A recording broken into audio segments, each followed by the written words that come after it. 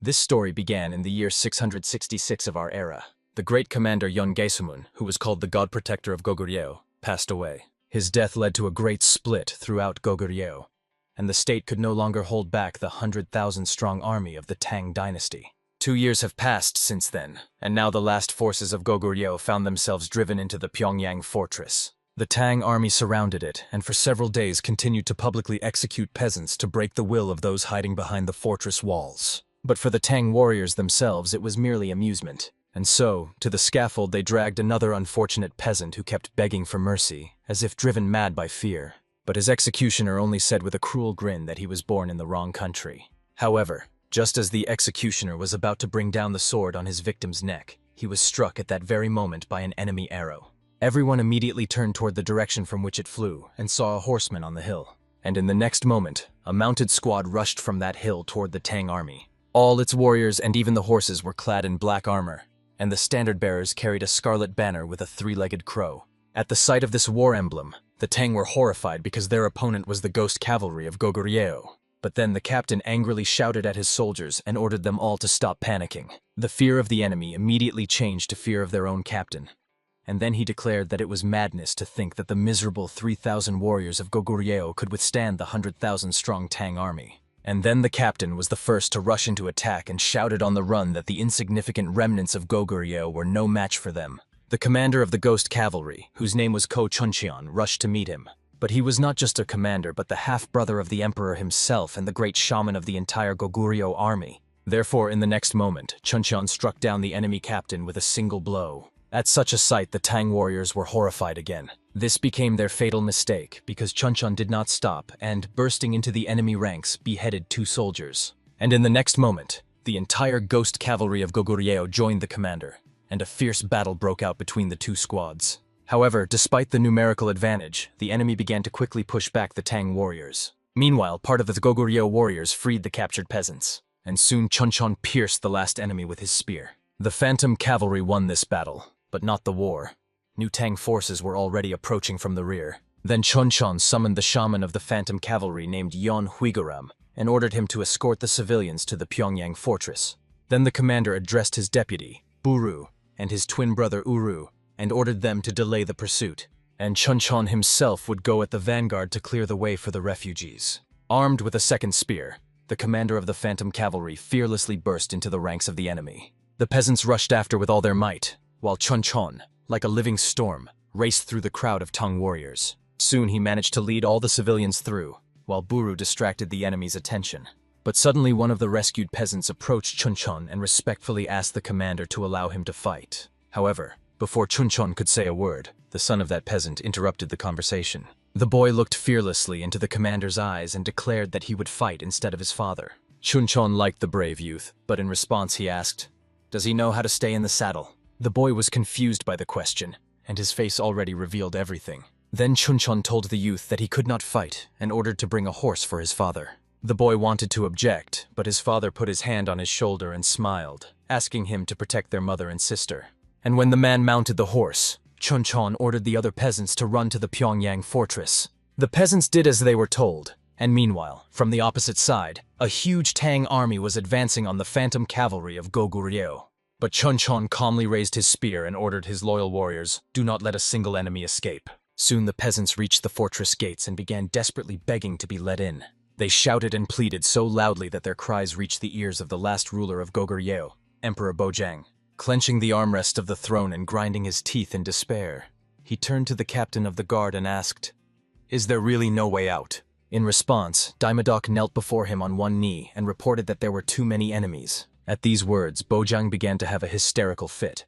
First he laughed nervously, then bitterly cried. However, the captain of the guard calmly stated that His Majesty must flee the fortress before it was captured. But in response, the emperor said that he could not protect the state founded by King Tonmyeonsan, and even if he fled, where would he go? Then Daimodak revealed that he had prepared a ship on which His Majesty was to sail south, in order to then gather troops and launch a counterattack. But Bojang wearily leaned back on the throne's backrest and just as wearily asked, "Who will lead these troops?"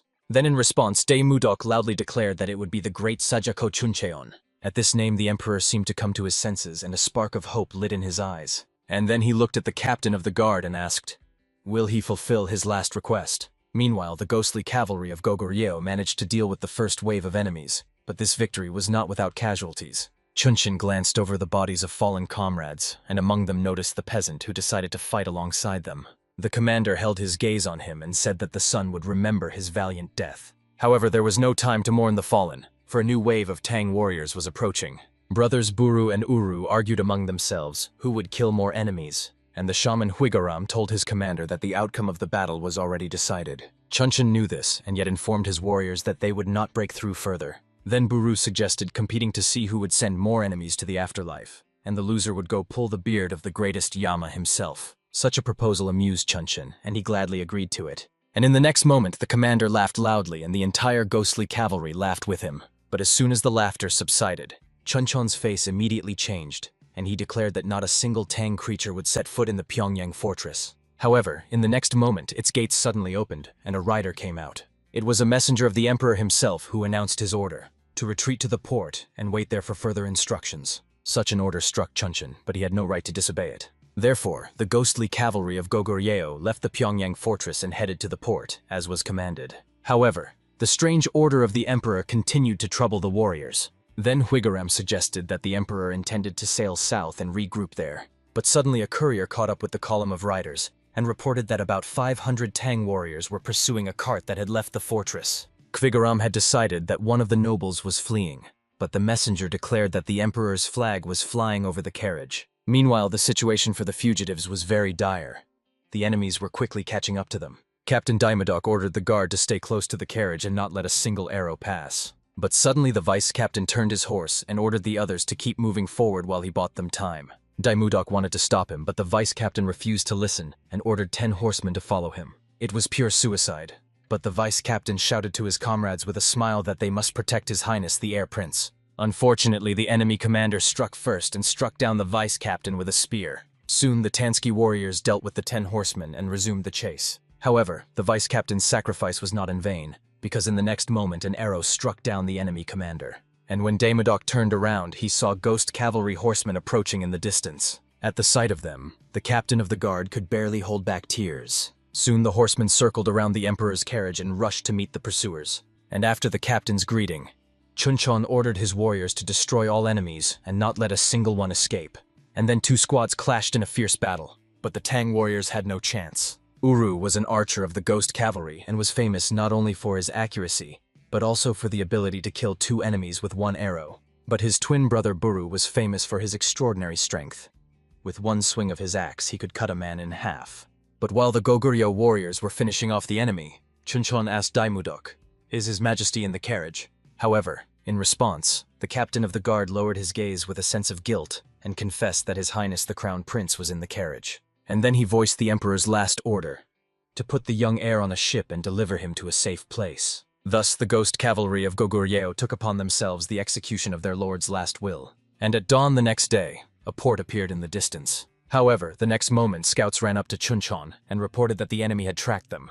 Without hesitation, the commander ordered the horsemen to follow him, and told the other warriors to protect the heir. The horsemen of the ghost cavalry formed a wall, and then Chunchon ordered to open fire immediately. And in the next moment, a rain of arrows fell upon the enemy squad. However, this was only a small part of the Tang army. The main forces were observing the battle from a safe distance from the arrows, and they were led by the supreme commander of the Tang Empire himself, Wei Chunhyun.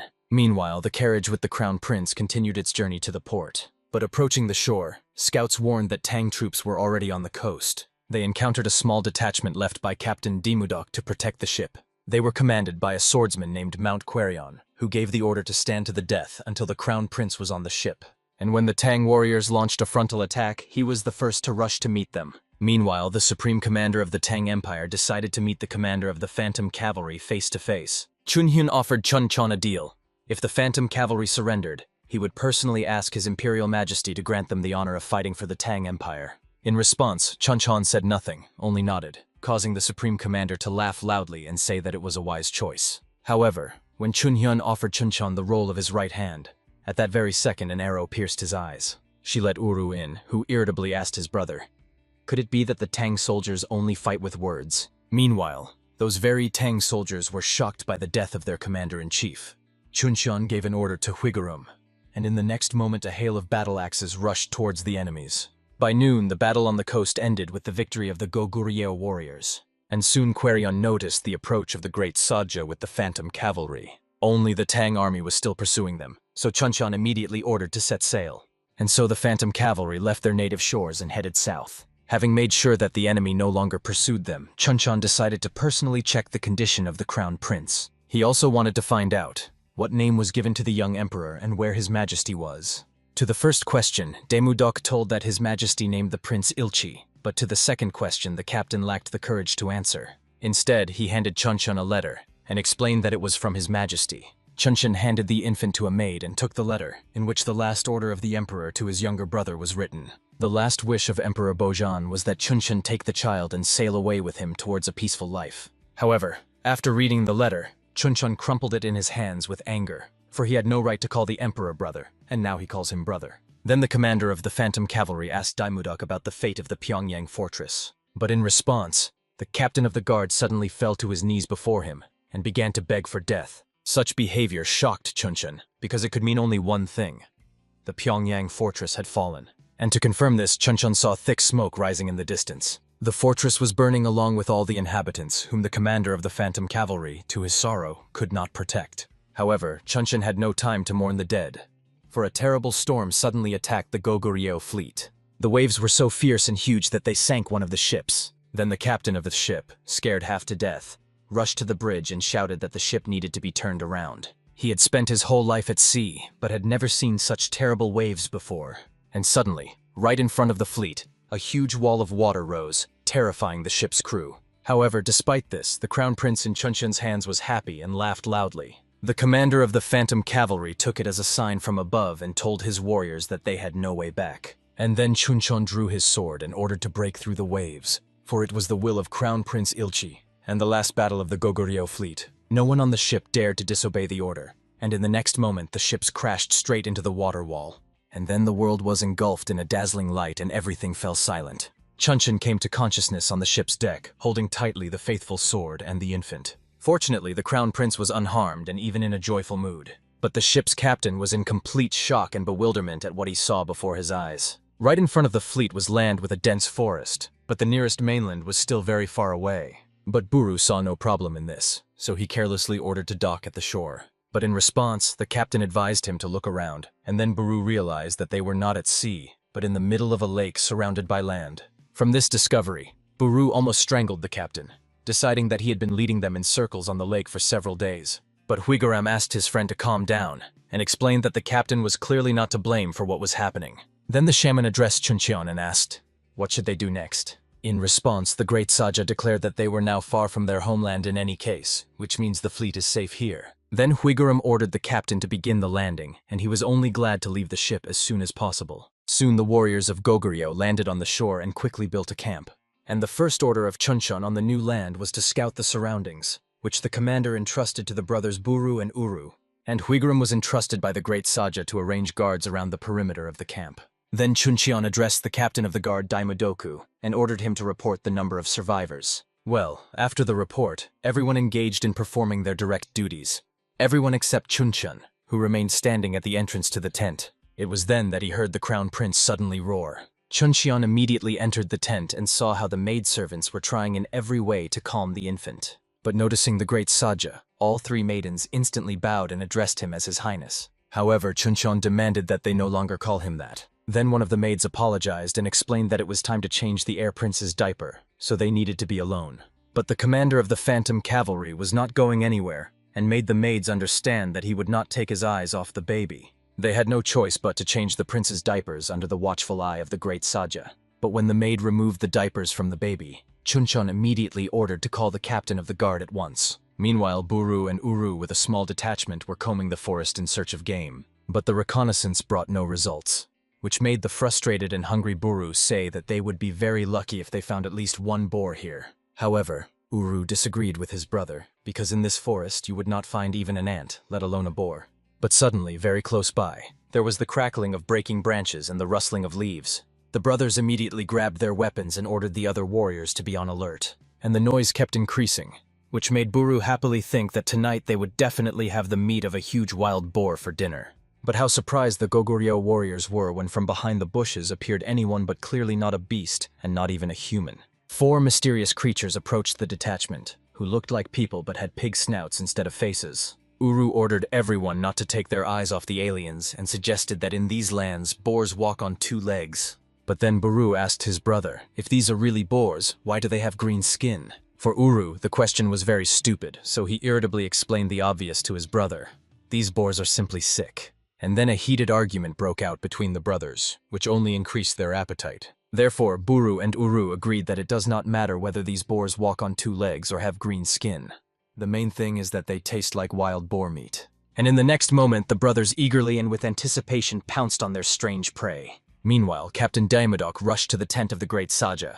But there he was met with a shocking sight. The commander of the Phantom Cavalry held a sword to the throat of an unfortunate maid. Noticing the captain's arrival, Jinchon told him that the child was switched, but none of the maids could explain it. Then Daimodok knelt again and presented another letter from His Majesty. Jinchon accepted the letter, and then the captain of the guard explained that the emperor ordered it to be delivered when the Goguryeo fleet was safe. The letter stated that Yilchi is not the crown prince, but the daughter of Captain Yol Ryuhwan, who remained to defend the Pyongyang fortress and His Majesty. Emperor Bojin thought that the life of this girl would be too short, so he sent her to Jinchon.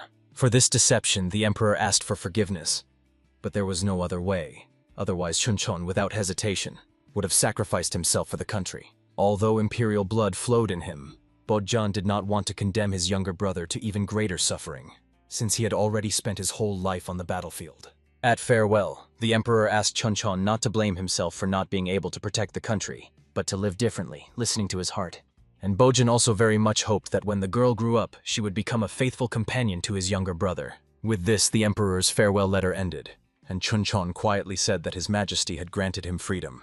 And the emperor also gave him hope, which now joyfully reached out to him in tiny hands. Jinchon turned away to hide his embarrassment from everyone, and ordered the maid to change the child's diapers. Then he approached Daimodok and asked about the infant's mother, to which the captain of the guard said that she stayed to defend the fortress together with her husband. After that, Jinchon silently left the tent and looking at the clear sky wondered, what should he do now? For the first time, he took a sword in his hands at 6 years old, and at 16 he was already on the battlefield. When enemies invaded the homeland, Jinchon fought on the front line. His duty, as an illegitimate offspring of imperial blood, was to protect the Goguryeo Empire. But now everything had lost meaning, and Jinchon no longer knew. For what purpose should he unsheath his sword? When it got dark and Buru and Uru returned from reconnaissance, Jinchon convened a meeting. The brothers reported that they had scouted the forests but found no enemies. Also, the local forest did not resemble the forests of the Goguryeo Empire, and some trees looked different. But the strangest discovery was the green boars that walked on 2 legs like humans. However, before Buru could finish his report, a worried sentry suddenly burst into the tent. Daimodok immediately reprimanded the guard for making noise during the council, and asked about the cause of the commotion. But in response, the sentry, stammering with fear, said that it seemed the heavens were angry. Everyone went outside the tent, and then the sentry pointed to the night sky. There, the Goguryeo warriors saw 3 celestial discs, as if the moon had given birth to 2 daughters. But besides that, Huigarum noticed that the stars in the sky were completely different, as if it were a completely different world. However, in response to this discovery, Jinchon concluded that at least for now, they could all stop worrying about the Tang army. The next day, Buru and Uru decided to cook the meat of a strange wild boar they had managed to catch. Only the brothers did not suspect that the creature they were about to slaughter like a pig was actually an orc. The snouted native tried to explain to his tormentors that he was not an animal, but the brothers did not understand his speech. Buru thought the boar was trying to say something, but Uru asked his brother, where had he ever seen talking boars? However, the next moment the brothers were stopped by the arriving Jinchon with Huigaram, and when Buru asked for the reason, the commander explained that since the boar was green, it might be sick. But then one of the sentries rushed to the group, shouting about a big problem while running. Buru asked irritably, what now? Could it be that a 2-legged bull had appeared? However, the answer surprised everyone present, because the sentry asked in astonishment, how did he know that? And the next moment, that very 2-legged bull rammed one of the erected walls. This creature was called a minotaur, but for the ghostly Goguryeo cavalry, it was just another enemy. The warriors met it with a wall of shields, but the minotaur smashed its axe onto it and sent 2 soldiers flying. Then the warriors responded with a volley of battle axes. However, despite multiple wounds, the minotaur stood firm on its feet. But not for long, because in the next moment boarding hooks clamped onto its horns. It was the brothers Buru and Uru who lassoed the Minotaur, and with all their extraordinary strength pulled it back. And when the Minotaur fell to its knees, Uru ordered his archers to pepper it with arrows. And finally, Buru finished off the beast by beheading it with a single blow. With a satisfied look, slinging the axe over his shoulder, Buru asked his brother, "Can we then eat this bull?" In response, Uru declared that now the great Saja certainly would not forbid it. However, in the next moment, the brothers discovered that the Minotaur was not alone. 3 more of its kind ran out of the forest. And even more, following the Minotaurs ran 4 kobolds. However, the brothers did not lose their composure and immediately rushed to meet the new opponents. The first Minotaur brought down an axe on Buru, but he simply blocked the blow. Then the second Minotaur came in from the side, intending to cut Buru in half. But in the next moment, Jinchon entered the fight, cutting off the Minotaur's paw. Meanwhile, Buru dealt with his opponent, splitting him from nose to tail. And Uru finished off the second Minotaur with a precise shot to the forehead. But when the dust settled, Jinchon noticed that he felt much lighter than before. Then Huigaram explained to the commander that in this world the gravity is weak, so armor, weapons, and the body feel lighter than usual. However, the instructive lecture was interrupted by a wounded Minotaur who intended to take revenge on Jinchon. This became his fatal mistake. In the blink of an eye, the commander of the Phantom Cavalry cut the Minotaur into pieces. And sheathing his sword, Jinchon admitted with regret that the Tang warriors were no match for him now. But if he had such strength in his homeland, the Goguryeo Empire would not have fallen. Meanwhile, the spearmen finished off 2 kobolds, and the remaining 3 fled. Jinchon ordered Buru to catch and destroy the fugitives, and also to scout as much territory as possible. And at that time, a blonde man was rushing through the forest, leading a girl behind him. The man was a resident of this world, and his name was Veron, and the girl was his niece named Sarah. Veron ordered her to run further while he delayed their pursuer, who was a huge ogre. Veron shot at him with a bow, but the arrow bounced off the thick hide like off a stone. And in the next moment, Sarah suddenly tripped over a stone and fell to the ground. The ogre immediately aimed at the helpless girl, ignoring Veron's desperate shots. However, when the monster had already stretched out its paw towards its victim, someone swiftly grabbed the girl and took her away from danger. And when Sarah opened her eyes, she saw before her a stocky and very attractive man with a beard, which made her mistake him for a dwarf. Only Buru had no idea what a dwarf was, nor did he understand what language the girl was speaking at all. But there was no time for introductions. The ogre was already looming over Buru and raised his arm for a crushing attack. And in the next moment, the ogre slammed his fists with such monstrous force that the ground cracked. But by that time, Buru and Sarah were no longer in the same place. The deputy commander instantly moved to a safe distance and set the girl down on the ground. And then Buru fearlessly rushed towards the ogre. Stunned Veron ran up to his niece, still not believing what was happening.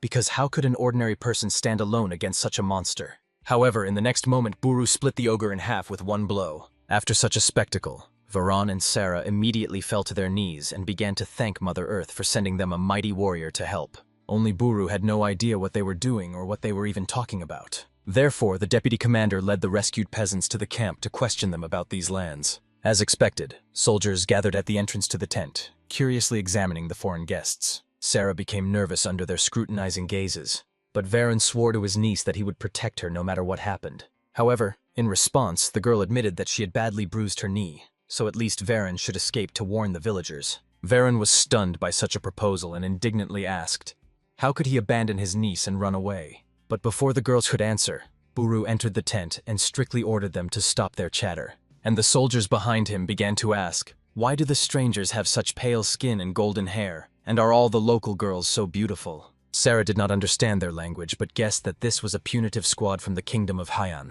But Veron doubted this, because there were no soldiers with black hair and dark eyes in the entire kingdom. Meanwhile, Buru noticed that the girl was clearly uncomfortable with such excessive attention, so he ordered the soldiers to leave. They did not risk incurring the deputy's wrath and quickly scattered. However, soon the tent was visited by the great Saja himself in the company of Huigaram. Jinchon asked the guests, do they understand them? However, Veron and Sarah remained silent, and then Buru admitted that he could not understand anything they were saying. Ignorance could cost the Goguryeo warriors their lives.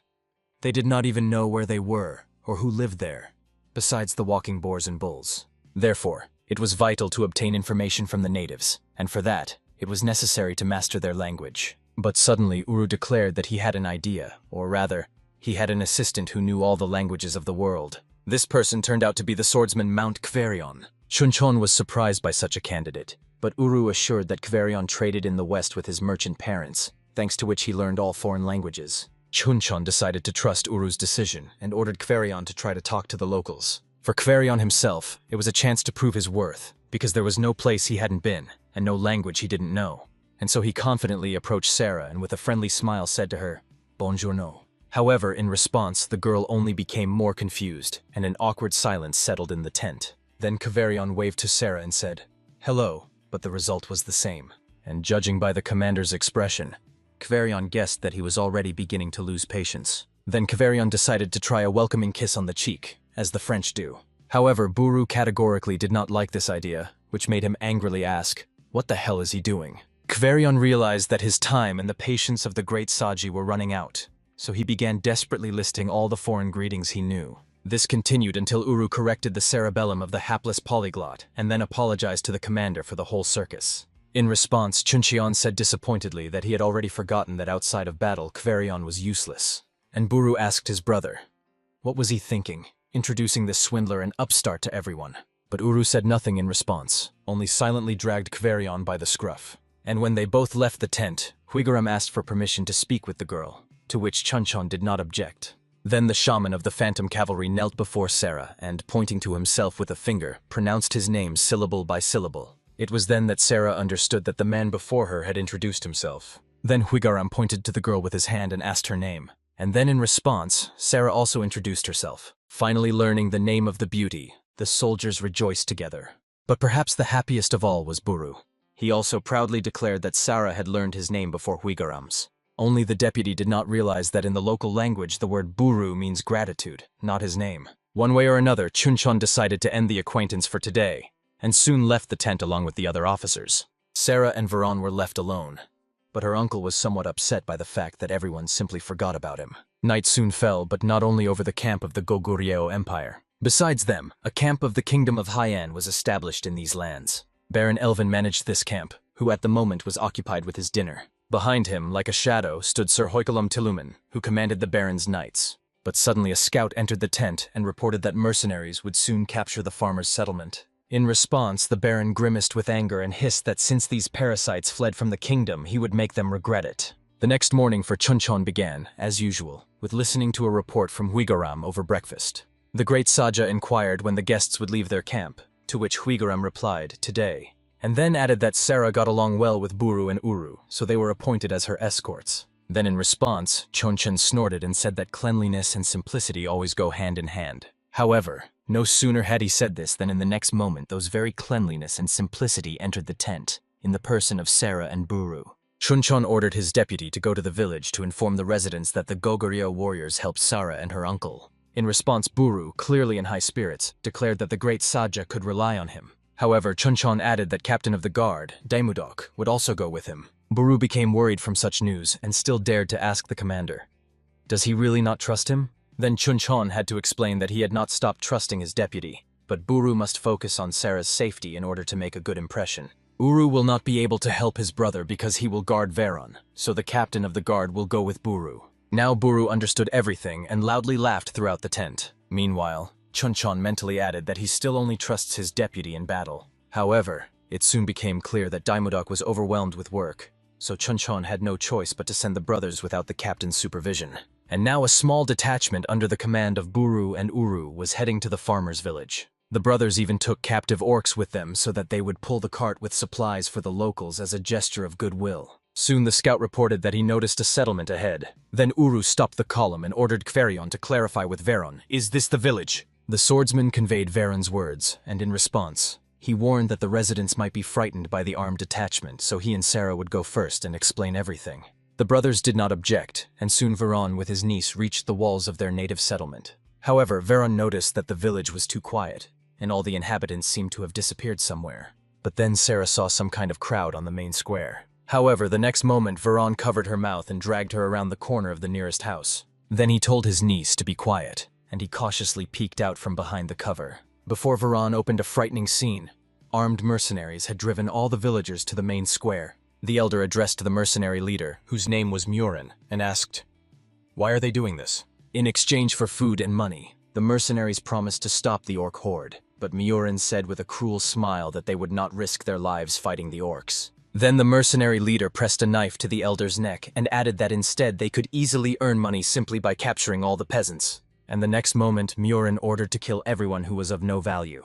And at that very second, the mercenaries began beating the captured men and old men. The elder tried to rush to their aid, but Murin pinned him to the ground with his boot. And then the mercenary leader asked, "Is being eaten by orcs better than living as a slave?" The elder did not answer, but in his thoughts admitted that he had made a mistake by trusting strangers so easily. And he also prayed that Veron and Sarah would not return to the village, because at least these two had to be saved. Meanwhile, Veron ordered his niece to run back quickly and inform their new friends about what was happening. Then Sarah asked her uncle what he was going to do, to which Veron honestly admitted that he intended to buy as much time as he could. However, the next moment behind his back, Sarah saw a tall shadow with horror. The mercenary beat Veron and dragged him along with Sarah right to the feet of the leader. As a reward for the successful find, Murin allowed him to be the first to have fun with the girl. Veron desperately tried to protect his niece but got kicked in the face. And then the mercenary dragged the resisting Sarah to a secluded place. However, the next moment a battle axe plunged into the scoundrel's skull and the mercenary crashed to the ground with a thud. Then both the mercenaries and the peasants saw a dwarf riding at full gallop. But Buru did not care about all their looks. He rushed through the crowd straight to Sarah.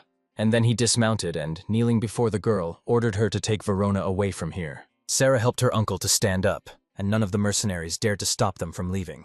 And only when Sarah and Verona had safely departed did Buru loudly give the command, to battle. And in the next moment, the riders of the phantom cavalry burst into the village. And then the deputy of the great Saja gave his warriors the final instruction: spare no one who is armed.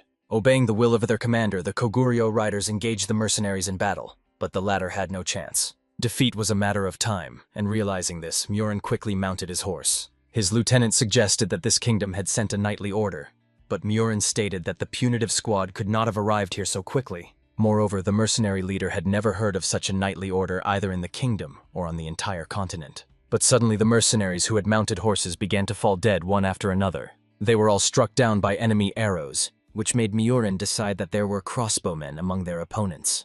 But how surprised he was when a detachment of ordinary archers rode into the village. For Murin, this was the last straw. He ordered his men to retreat and was the first to flee. But Buru noticed his escape and immediately gave chase. Then Murin ordered 3 riders to finish off the shorty. This was a huge mistake, because more than anything Buru hated being called shorty. For this, he knocked 2 mercenaries out of their saddles with one blow, and the third, Buru split in half along with his horse. At such a sight, Murin was horrified and ordered the remaining mercenaries to stop the dwarf at any cost. But Buru no longer pursued the fugitives. Throwing his axe over his shoulder, he acknowledged the mercenaries, for they fled skillfully. Then Buru ordered his warriors to deal with the remaining opponents, and at that very moment, riders of the ghost cavalry rushed towards the mercenaries. But then a lieutenant approached Buru and asked what to do with the escaped leader. However, Buru smirked and told him not to waste time on the coward, because Uru was already dealing with him. Meanwhile, Murin, sparing no horse, rushed to Baron Elvin's camp to report what had happened. However, in the next moment, 2 arrows pierced the mercenary's back, causing him to tumble off the horse. But even after that, Murin was still alive. Only not for long, because Uru had already drawn the next arrow on the bowstring. And when the mercenary leader was finished off, Uru ordered his warriors to return back. Meanwhile, mourning settled over the village. The peasants were grieving their killed husbands, sons, and fathers. Watching their sorrow with sympathy, Uru quietly said that the wildest creature of all is man. But then the village elder knelt before him and began to plead for mercy. Fortunately, Veron hurried to calm the residents and explained to them that these warriors had come to help them. The peasants could not believe his words, for they thought these were soldiers from the punitive detachment of the kingdom of Haiyan. Then Buru called Kverion to himself and ordered him to find a translator to accurately convey his words to the peasants. Meanwhile, Uru with his keen gaze noticed some movement in the forest thicket, so he declared that negotiations would have to wait. Buru immediately approached his brother and asked, what did he see? However, Uru did not have to answer, because in the next moment a whole horde of orcs appeared from behind the trees. But Buru did not lose his composure and at the same second sent a messenger to warn the great Saja. Then he turned again to Kverion and ordered him to gather all the peasants who were able to hold a bow. Soon the order was carried out and Veron was appointed at the head of the new squad of archers. However, Uru assigned Kverion to him and ordered everyone to shoot only on his signal. Then Uru asked his warriors about the number of remaining arrows and, as it turned out, most had from 5 to 7 pieces. Meanwhile, the horde of orcs had already left the forest and rushed straight to the village gates. However, there they were already awaited by a wall of archers from Koguryo. and they were led by Uru, who loudly shouted to the archers, "If each of their shots does not kill at least 2, they will all perish here." And in the next moment he gave the signal, and the archers, all as one, let loose arrows at the orcs. They struck the enemies with such swift speed that the peasants watching the battle did not even see them. And right after the archers, Buru entered the battle, leading the horsemen behind him. By that moment the breathless messenger had already reached the camp. But while Jinchon was only listening to his report, Buru with the horsemen were thinning the ranks of the orcs. The warriors of Goguryeo did not charge headlong, but attacked with raids. And when the horsemen retreated, their withdrawal was covered by archers. And soon this tactic turned the orcs to flight. Buru ordered the horsemen to drive them into the forest. However, in the next moment someone blocked the orcs' path. And then from the forest darkness came an orc who was much larger than his comrades. It was their leader, Mukabel, who as a warning beheaded one of the deserters, and then growled that he would tear to pieces anyone who retreated before the humans. The orcs collectively froze, for fear of the leader outweighed fear of the Goguryeo warriors. And then Mukabel raised his battle axe and declared that as long as he was here, victory would be with the orcs. His battle cry inspired the orcs and awakened in them a thirst for blood. Then the leader ordered them to split into 4 squads and resume the attack on the village. Buru underestimated the enemy. He did not expect that among the orcs there would be a commander familiar with battle tactics. Therefore he immediately led the horsemen back to the village. At that time the orcs had already begun climbing over its wall. One of the peasants managed to impale an orc on a spear, but the orcs possessed extraordinary resilience. For his bravery, the peasant paid with his hand. However, in the next moment an arrow pierced the orc's forehead. It was Uru who hurried to help the peasant. But following one orc, 3 more appeared. Uru finished off one of them with a precise axe throw, and then ordered the wounded peasant to raise his spear. Through the pain, the man did as he was told, and behind Uru, 2 more spearmen joined. But suddenly Uru heard a woman scream. The orcs had already penetrated deep into the village and attacked the peasants. Fortunately, Buru and his axe arrived just in time to help. Both brothers engaged the orcs in battle, but the situation was dire. 200 dead were no place, and 4 more came from the forest. The brothers understood that at this pace they were unlikely to hold out until reinforcements arrived. However, they had no other choice, for fleeing from boars was unworthy of a warrior from Goguryeo. Therefore the brothers, Buru and Uru, accepted their last battle with smiles. But suddenly, a huge cloud of dust appeared in the distance and the sound of hundreds of hooves was heard. And when the dust cleared, both orcs and humans saw the full power of the phantom cavalry led by Jinchon. The brothers were insanely happy to see the great Saja, for it meant their hunt for the boars would continue. Therefore, Querion and all the warriors of Goguryeo attacked the orcs with renewed strength. Meanwhile, Jinchon ordered his riders to form a wedge. The phantom cavalry rushed straight at the orc army, and Mukabel watched their approach from the heights. However, despite the reinforcements, the orc chieftain was confident in his strength, for he had devoted his entire life to studying human battle strategy. And therefore Mukabel loudly declared that it does not matter how skilled the riders are, because they will never break through the wall of brave orcs. The chieftain called his kin to gather together, and they all began to carry out his will en masse. Only no one among the humans expected that the orcs would literally form a living wall. Huigaram was forced to admit that they would not be able to ram through such a formation. Only Jinchon did not intend to attack the enemy head-on. At the very last moment he gave the command and the Goguryeo riders sharply flanked the orcs from both sides. Mukabel rejoiced, thinking that the human cavalry was fleeing from the indestructible wall of his orcs. But in reality, it was a diversionary maneuver to buy the archers time to prepare. And in the very next moment Uru ordered the archers to open fire. The clustered crowd of orcs became an easy target even for peasants. Struck by arrows, the orcs began to fall one after another, and soon their walls simply collapsed like a house of cards. And those orcs who escaped the arrows met the spears of the phantom cavalry. From this, Mukabel became furious and ordered the orcs to unite again into a wall. But the archers and horsemen did not allow them to do this. And in the next moment, a spear pierced Mukabel's chest. It was thrown by Jinchon, and now everyone watched as the orc leader fell dead from the sheer cliff. The orcs were horrified by such a sight. Meanwhile, Jinchon ordered the remaining enemies to be slaughtered.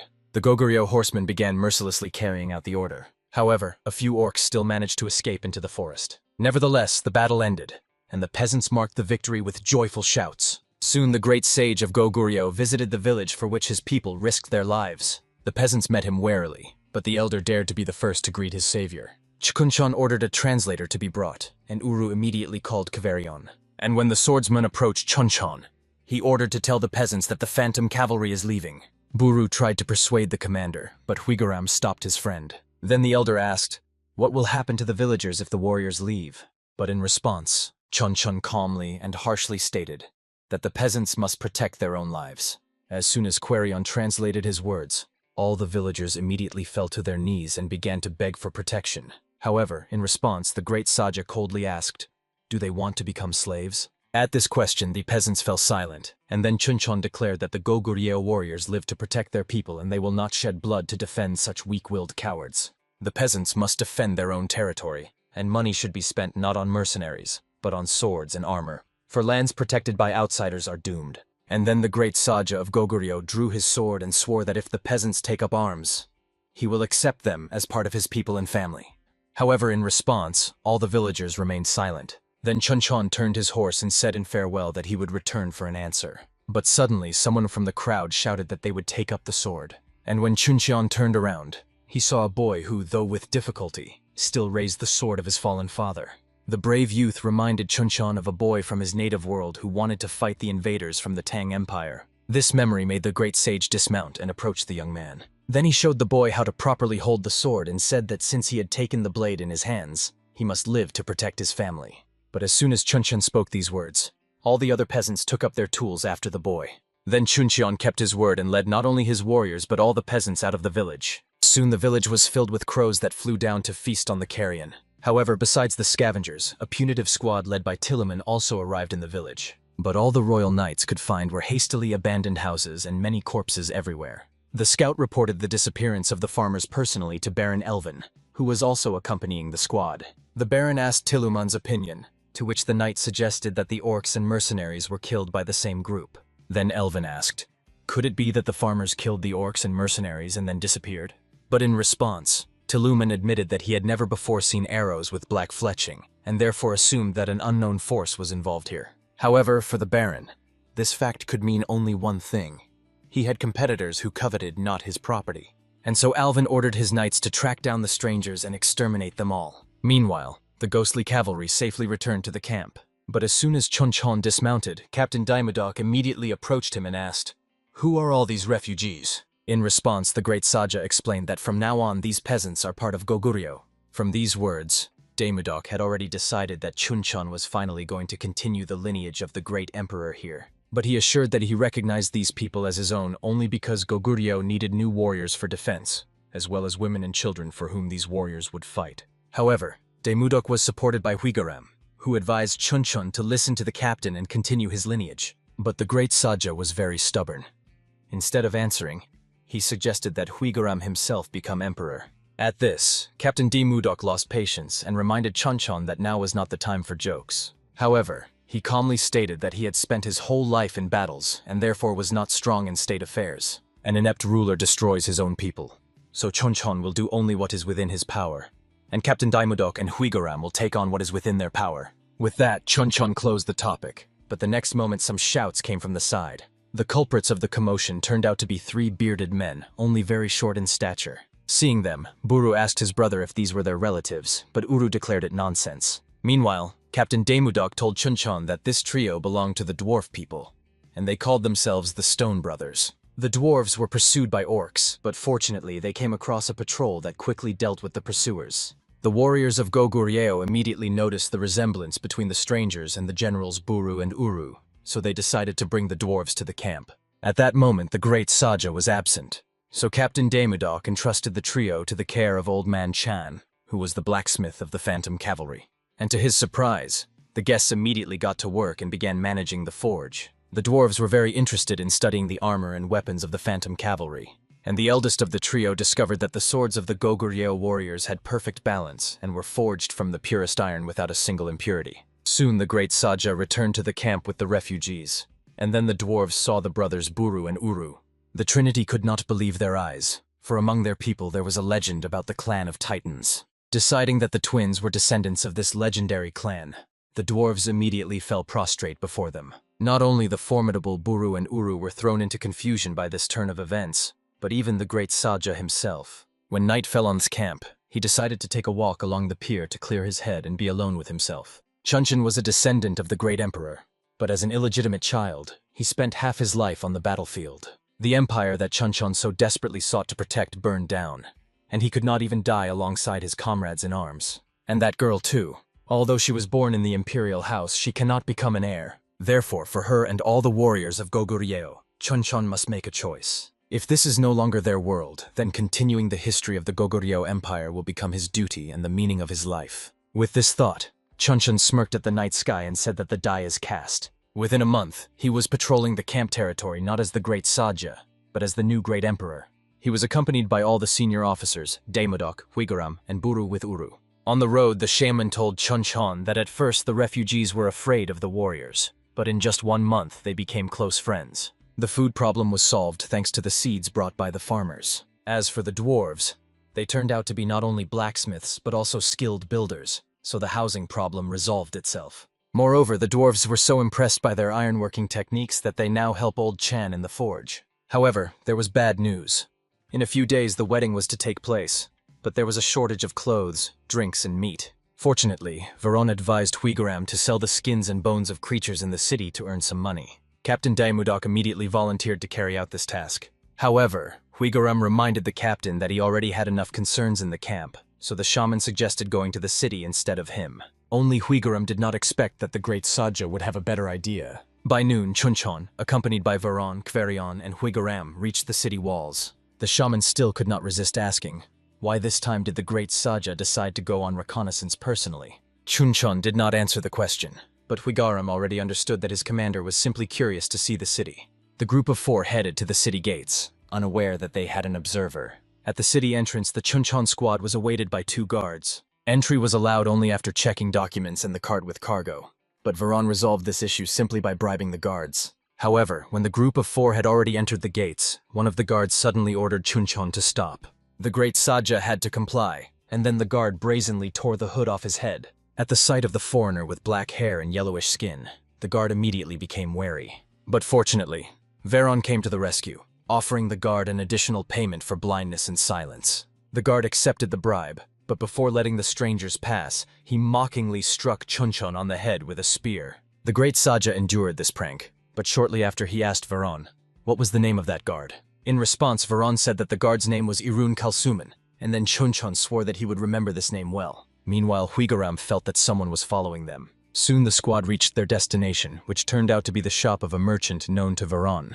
He was extremely surprised by his friend's catch, since an ogre and 24 soldiers would not have managed it. However, Veron quickly changed the subject and asked if the merchant also needed ogre blood. In response, the shop owner explained that only mages buy it, and since there are none in the city, the merchant has no need for it. But the next moment, a gray-bearded mage burst into the shop and declared from the threshold that he would buy ogre blood. The merchant and Veron were both stunned by such a coincidence, while the mage jumped to the crate and began inspecting the goods. Soon the elder declared that the blood was of excellent quality, and he was ready to pay 1 gold and 50 silver for 3 vials. However, the merchant apologized to the mage and explained that such a price was impossible. Then the elder offered all the money he had, but only for 1 vial. But unfortunately, the merchant remained adamant. Then the mage discarded politeness and angrily declared that he, Rizel, is a genius mage born only once a century. However, the merchant was unimpressed by the mage's words.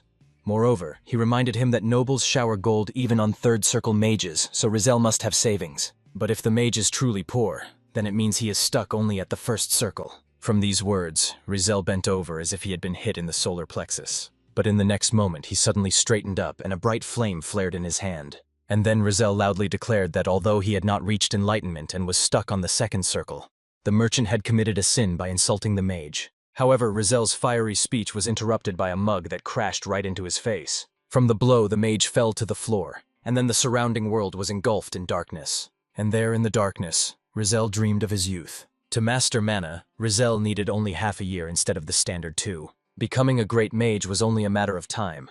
But when Rizel got stuck on the 1st circle, the mentor abandoned him. Rizel became an outcast, but continued to believe that there was a way out. He dedicated his life to study and gain knowledge worthy even of archmages. But still, Rizel could not conquer the 2nd circle. Now his life was literally in the hands of the Great Saja of the Goguryeo Empire. On the way to the camp, Huigaram asked, why are they returning earlier than expected because of that old man? Then Jinchon explained that the sorcerers of these lands are very wise and valuable people, and therefore one of them would be useful to Goguryeo. But in the next moment, Rizel suddenly came to his senses. His hands were tightly bound, but a simple rope could not hold a mage. He did not know the people in front of him, but guessed that they were the ones who stunned him and then captured him. Therefore, Rizal did not hold back and responded to the offenders with an energy arrow. But how surprised the mage was when Jinchon deflected the lightning with his bare hand, and Huigaram did not move at all. He just said the word block, and the lightning seemed to hit an invisible wall. After such a spectacle, Rizal realized that his kidnappers were not simple. So he activated a magical speech translation ring and asked the foreigners, "Who are you?"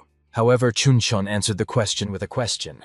How does a sorcerer know their native language? Rizal had to explain that it was all because of a magical artifact. Then he turned to Huigaram and asked, how did he manage to dissipate the power of his energy arrow? But in response, Huigaram only said that it was very rude to carelessly inquire about others' secret techniques. Rizal was about to object, but Huigaram stopped him and ordered him to be silent. The reason was that their path was blocked by a gang of armed robbers, and they were led by the very guard at the gate, whose name was Kalsuman. Losing a steady source of income because of momentary greed was very foolish, but there were quite a lot of goods on the foreigner's wagon. Therefore, Kalsuman gave in to temptation and decided to seize the valuable cargo and simply get rid of its owners. But before Kalsuman could give the command to his thugs, two of them were suddenly engulfed in flames. It was the work of Huigaram and his magical scrolls. Meanwhile, Jinchon said to Kalsuman with a sinister smile that he had a very familiar face. In response, Kalsuman ordered the other thugs to finish off the foreigners. But at that very second, Huigaram threw 3 more magical scrolls, and 3 more robbers were consumed by flames.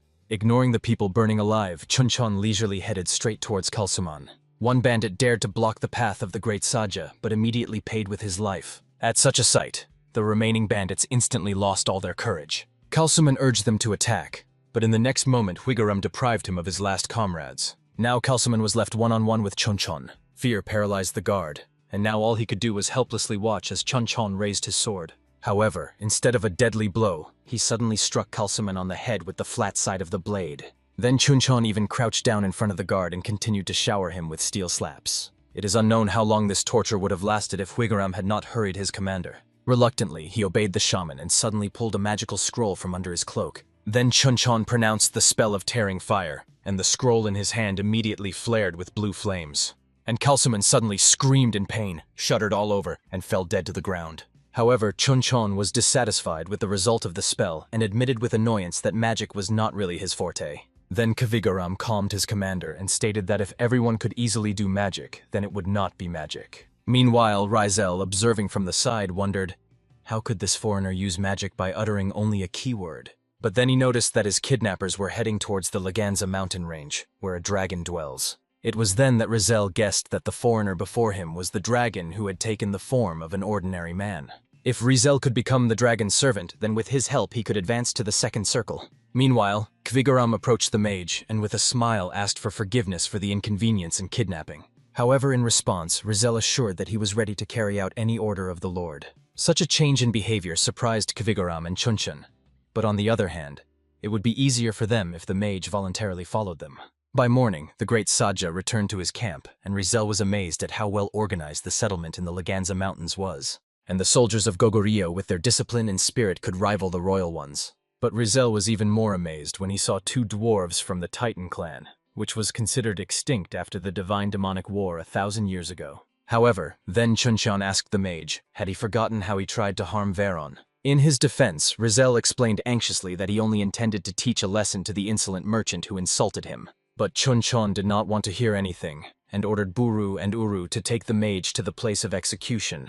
The brothers immediately carried out the will of the great Saja, and soon he appeared before the accused, dressed in the emperor's robes. Jinchon could not forgive Rizal's attempt to harm his guide and one of the subjects of the Goguryeo Empire. The mage tried again to explain that it was all just a misunderstanding, and he did not intend to harm Veron. However, Jinchon was adamant and declared that the mage insulted him by trying to harm his subordinate. Rizal was about to object, but Jinchon raised his voice and said that the matter was not that good punishes evil, but that the strong take everything, such as natural selection.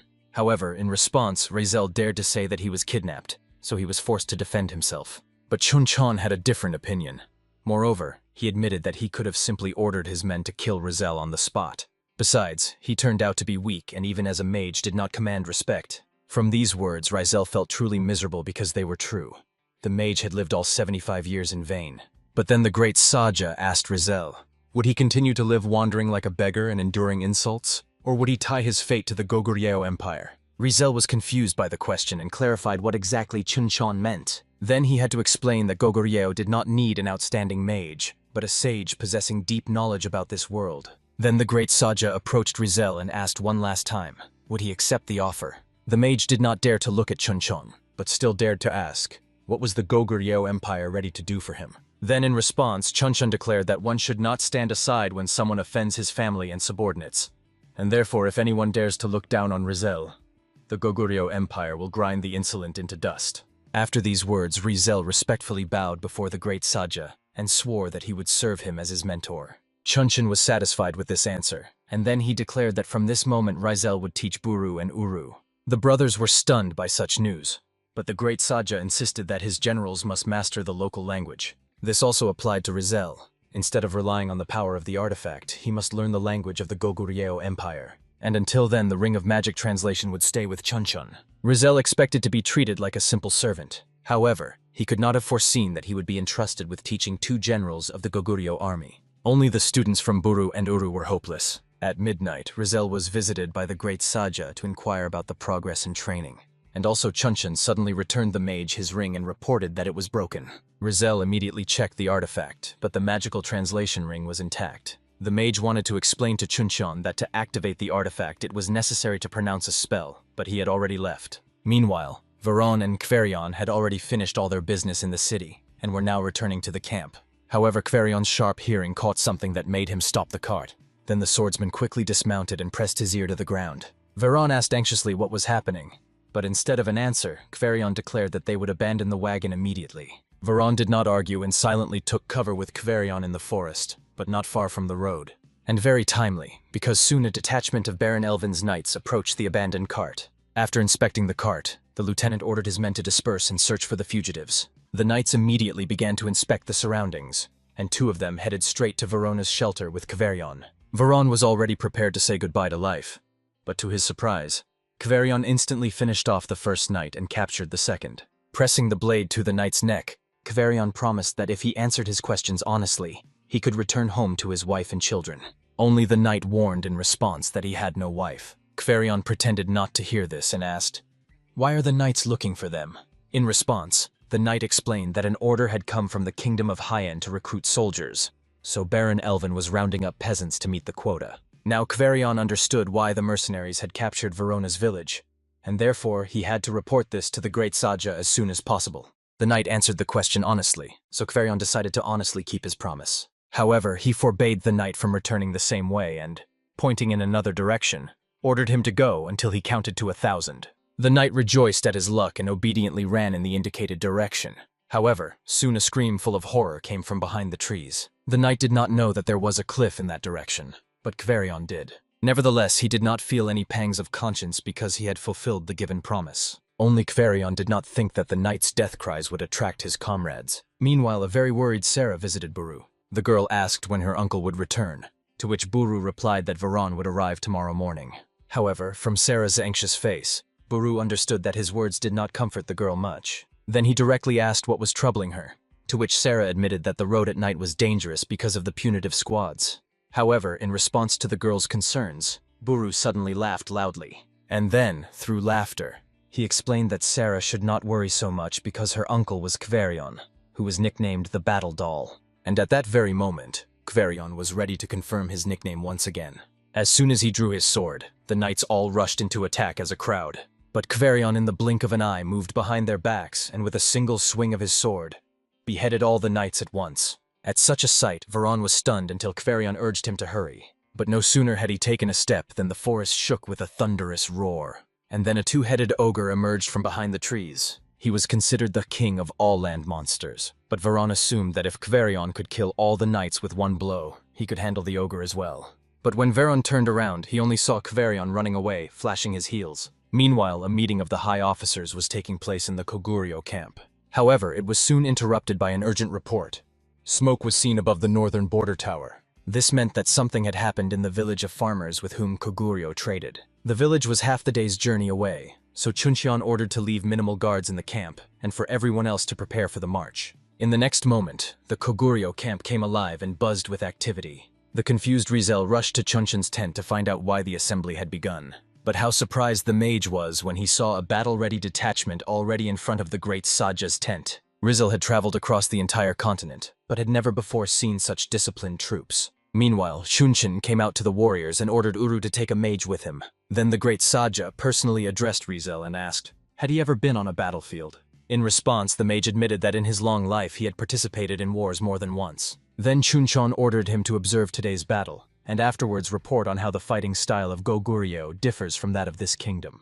And then the camp gates swung open, and the great Saja ordered the ghostly cavalry to advance. Meanwhile, chaos and despair reigned in the northern village of the farmers. Baron Elvin ordered his knights to drive all the useless people into the village, except men capable of fighting and young women. And then he ordered the archers to burn the settlement to the ground along with its inhabitants. However, this village seemed too small to Baron Elvin. Then Tuluman reported that the prisoners spoke of a larger settlement located very nearby. At this news, Baron Elvin smiled bloodthirstily and declared with anticipation that the hunt would be fun. Meanwhile, Varon and Kveron managed to hide from the two-headed ogre. However, soon they were tracked down by another monster called a goblin. Kverion noticed him too late, for which he paid, receiving a stone to the forehead. Varon tried to say something important, but Kverion did not listen and kicked the goblin back with all his might. Only after that did Varon manage to explain that it was a goblin baby, and it would be better not to touch it. And in the next moment, Kverion understood why. A whole crowd of angry goblins appeared from behind the trees. By that time, the ghostly cavalry of Koguryo had reached the northern village of the farmers. More precisely, what was left of it. Unfortunately, there was no one left to save. Chuncheon ordered Huigaram to make a halt and post sentries. But then Rizel approached the great Saja with one of the enemy's arrows, and reported that judging by the emblem on the tip, it was the personal punitive squad of Baron Elvin. Chuncheon had heard that the Baron rarely visits these lands, so he became curious why. Then Rizel explained that the reason was the fierce monsters living here, and sending an army against them would mean huge losses. Since the city at the foot of the Laganza Mountains is a trading one, many want to buy their way out of conscription. Therefore, in the kingdom of Heian, it is common to buy slaves to send them to war instead of their own sons. And it seems that Baron Elvin plans to use the farmers exactly in this way. Chuncheon called it madness, and stated that in this way the kingdom of Heian would never win. But in response, Rizel revealed that everything was much worse, because the kingdom simply did not care, whether it won or lost. All because the kingdom of Heian was squeezed between giant empires. On land it bordered two great powers, and across the sea, a maritime empire. Therefore, the kingdom always depended on the whims and demands of strong neighbors. At the beginning of each war, it survived by supplying troops to both sides, so it does not matter who wins and who loses. Such is the reality of the kingdom of Heian. After these words, Chuncheon finally understood that no one protected these lands, because the kingdom had already abandoned its statehood. But suddenly a scout ran up to the great Saja and reported that an enemy camp had been discovered, with about 20 horsemen and 600 infantrymen. The scouts also saw about 200 people locked in cages in the camp. Most likely, the punitive detachment of Baron Elvin decided to rest before the raid on the next village. The scouts' report ended there, and then Chuncheon ordered his warriors to prepare for the offensive. Meanwhile, in Baron Elvin's camp, knights were cruelly mocking the captured peasants. They beat the men with whips to intimidate and break them, and the knights decided to amuse themselves and violate the women. But not everyone had fun that night. The sentries were forced to keep watch far from the camp. They became the first victims of the Koguryo scouts. When the last sentry was done away with, Huigar ordered to send the signal. One of the scouts immediately released 2 pigeons into the sky. This meant that all escape routes were blocked. Meanwhile, far from the camp, Chuncheon noticed the signal. But before starting the attack, the great Saja ordered Rizel to carefully watch their battle. And only then did Chuncheon draw his sword. And at that very second, all the Koguryo archers drew their arrows to the bowstrings. Baron Elvin's men continued to drink and have fun sitting by the fire. Suddenly, a stout blonde man tore himself away from his mug of drink and suspiciously began to peer into the night sky. An unusual whistling sound joined the general noise. No matter how the man looked, he could not find the source of the whistle, but it was definitely not a bird. The man's eyes widened with horror when he finally realized what exactly was making that strange sound. But it was already too late. A hail of arrows pierced every warrior by the campfire, leaving no chance of survival. A commotion immediately broke out in the camp. Soldiers quickly grabbed their weapons, not fully understanding where exactly the attack was coming from. Amid all the noise, Baron Elvin ran out of his tent wearing only a nightshirt. He was extremely surprised by what was happening and immediately demanded explanations. But the soldiers, not even sparing the Baron a glance, continued to run chaotically around the camp searching for the enemy, too occupied with their own survival. Finally, the Baron's loyal knight Tillman rushed up to him.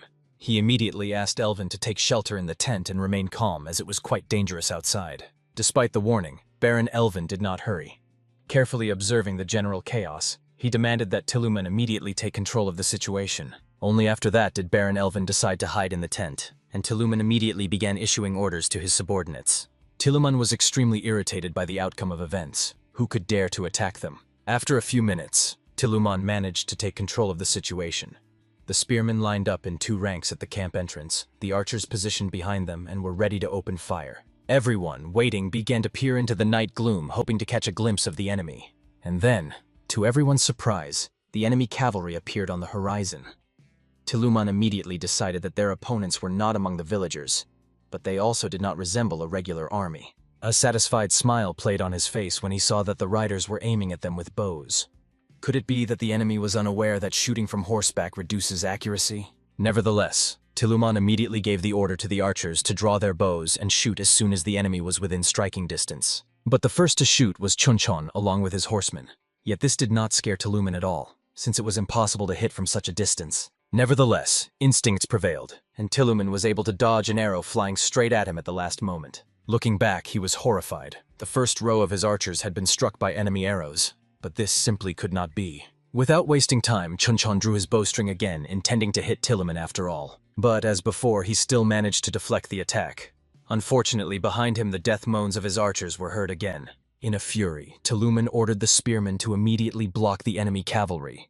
The soldiers immediately thrust their spears forward, awaiting the clash with the horses. But Jinchon intended to break through the enemy formation using a wedge.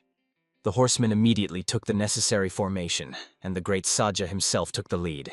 At full gallop, the cavalry charged into the defensive line, easily crushing everything in their path. Tillman was horrified by what was happening and shouted with all his might for the soldiers to attack the horses. The mustached soldier, who was closest to Jinchon, tried to attack the great Saja's horse, but the spear only treacherously slid off the armor. Only then did the soldier realize that the horses were fully clad in iron, but it was already too late. A second later, his skull was crushed under the horse's hooves. The soldiers in the camp fled in terror, begging for mercy. But the horsemen had no intention of stopping, let alone pitying their opponents, for they had come here to save the tillers of the soil. The horsemen under the command of Jinchon rushed deep into the camp, while Buru remained to command the detachment of infantrymen who had already managed to approach the camp. Under the cover of shield-bearers, Buru's detachment followed the horsemen, but met fierce resistance from the camp defenders. A battle broke out. Nevertheless, the warriors of Goguryeo managed to push back the enemy despite being outnumbered. Baron Elvin ran out of the tent again. He could not understand where such a large army had come from, since judging by the armor, they did not belong to the Imperial Army. With a sword in his hands, Tillman immediately ran up to the Baron, insisting that Elvin retreat. Understanding the seriousness of the situation, Baron Elvin agreed with him. Nevertheless, he promised to return for his soldiers and bring the royal army as reinforcements. One of the soldiers who was supposed to secure the retreat path ran up to them shouting, and reported that all the routes out of the camp were blocked. Meanwhile, Kvigaram, with a small detachment, was pressing the mercenaries who guarded the cages with prisoners. A handful of mercenaries, realizing that the situation was turning against them, decided to flee, but Jinchon with his horsemen immediately appeared to oppose them. Seeing that the situation was under control, Jinchon ordered Kvigaram to guard the wagons, while he with the cavalry would help Buru deal with the remaining enemy. Suddenly, one of the mercenaries, who seemed to have already accepted defeat, grabbed a torch and rushed to the cages with prisoners intending to burn them. Desperate cries of the nephews sounded. They realized the hopelessness of the situation. Cursing to himself, Kvigaram realized his miscalculation and what it could threaten him with in the future. Without hesitation, he raised his hand and recited a spell. The torch in the mercenary's hands flared brighter. Then the flame engulfed the mercenary and the wretched screams of the unfortunate sounded. It did not last long. After a few seconds, the flame died out, and only a charred skeleton remained of the mercenary. Baron Elvin Tillman and a handful of soldiers lucky enough to survive were surrounded by a tight ring of Goguryeo warriors. Tillman realized the situation they found themselves in. Out of 600 soldiers, only 100 survived the attack. Then Baron Elvin decided to use the last trump card up his sleeve. Stepping forward, he loudly declared that he was a nobleman of the kingdom of Hyan, and such treatment of his person was unacceptable. The Goguryeo warriors froze in place, and a satisfied smile appeared on Baron Elvin's face. He decided to press the advantage while it seemed to be on his side. It turns out these warriors knew the laws of war. Feeling confident, Baron Elvin immediately demanded the commander to appear. The Koguryo warriors parted, and Chuncheon approached the Baron on horseback. As expected, Baron Elvin introduced himself and expected his interlocutor to show the same courtesy. But to his surprise, Chuncheon ignored him. Turning around, Chuncheon inquired where Kaverian was now. Sighing heavily, Buru reported that he had not yet returned from the village. Then the great Saja asked Rizel, who was nearby, for the magical communication ring. The old mage immediately obeyed his lord's command, but for the ring to work it was necessary to say the activation phrase. Raising his hand, Chuncheon said, "Activation phrase," but nothing happened. Then he tried to address Baron Elvin, but from his facial expression it became clear that the ring did not work. Rizel said embarrassedly that the great Saja said the wrong words, and then asked Chuncheon to repeat exactly after him. The old mage said, "Interpretation," and again lowering his hand, Chuncheon tried to say the required word, but to his shame he failed on the first attempt.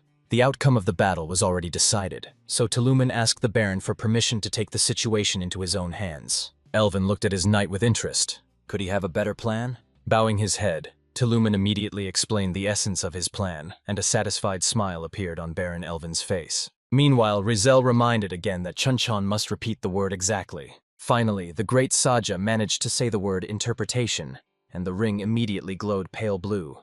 Rizel clapped his hands joyfully. Chuncheon again addressed the Baron, asking if he understood his speech. Elvin nodded affirmatively. Then Tuluman stepped forward and introduced himself as a knight of Baron Elvin's house.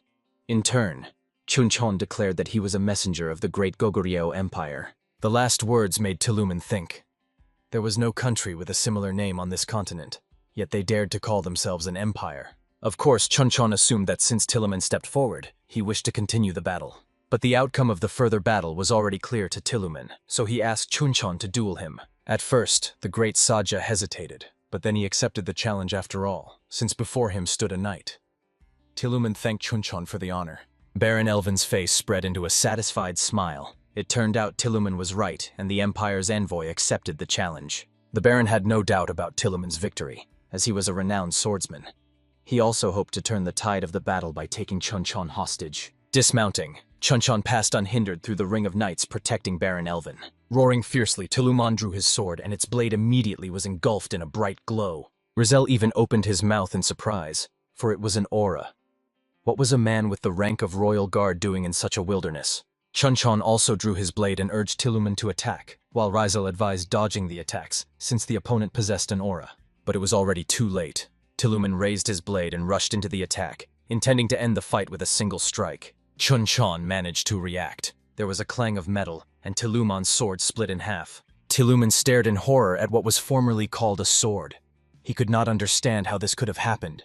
The sword of Chuncheon radiated an aura, although he did not even direct it. Baron Elvin rushed fearfully to his knight, trying to find out if he was all right. But to his surprise, Tuluman did not respond, frozen in place. Approaching closer, Elvin cautiously touched the knight. Tuluman made gurgling sounds, and then his body split into two equal halves. Warm blood splashed onto the Baron. Stepping back, he collapsed to the ground. His face was distorted with a grimace of horror. Above him immediately loomed the terrifying figure of Chuncheon. At that moment, he looked more like a monster than a man. Out of fear, Baron Elvin even wet himself. Rizel, who was carefully watching the duel, finally realized that the invisible surge of mana at the moment far exceeded a simple aura. That was why Tuluman lost. Turning around, Chuncheon gave the order for the army to return home, and the soldiers marched back in formation. Slowly trailing behind, Rizel pondered what kind of place this was. The Goguryeo Empire? The sun was already high in the sky, and the riders still continued their journey. Among the warriors was Rizel. He was lost in thought and noticed nothing around. Rizel knew better than anyone what was happening on the continent, but he had never heard of an army with such military power as the warriors of the Goguryeo Empire. Uru, noticing the teacher's inner turmoil, rode up to him and asked what was happening. Then Rizel decided to ask after all.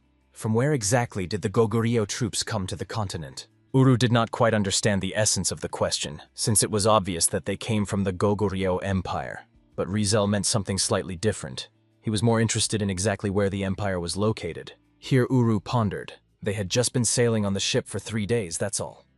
Rizel, however, knows his camp's location, so why such questions? Of course, Rizel already understood that the interlocutor was not particularly smart, since the lake is quite a closed body of water.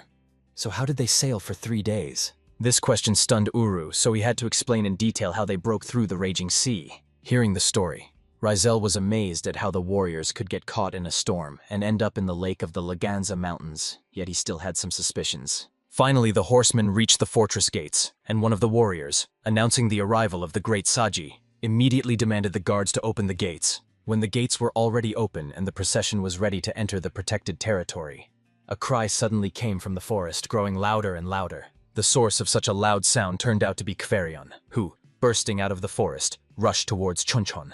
Running up, he immediately dropped to one knee and reported that troops had set out from the city to capture the peasants, so it was necessary to urgently gather forces. Having listened carefully to the report, Jinchon, measuring Kvaerion with a dissatisfied look, did not deign to answer him. Then Kvaerion, lowering his head again, said that he had ridden day and night without rest to report this to the great Saje. Nevertheless, Jinchon, without uttering a word, moved towards the fortress.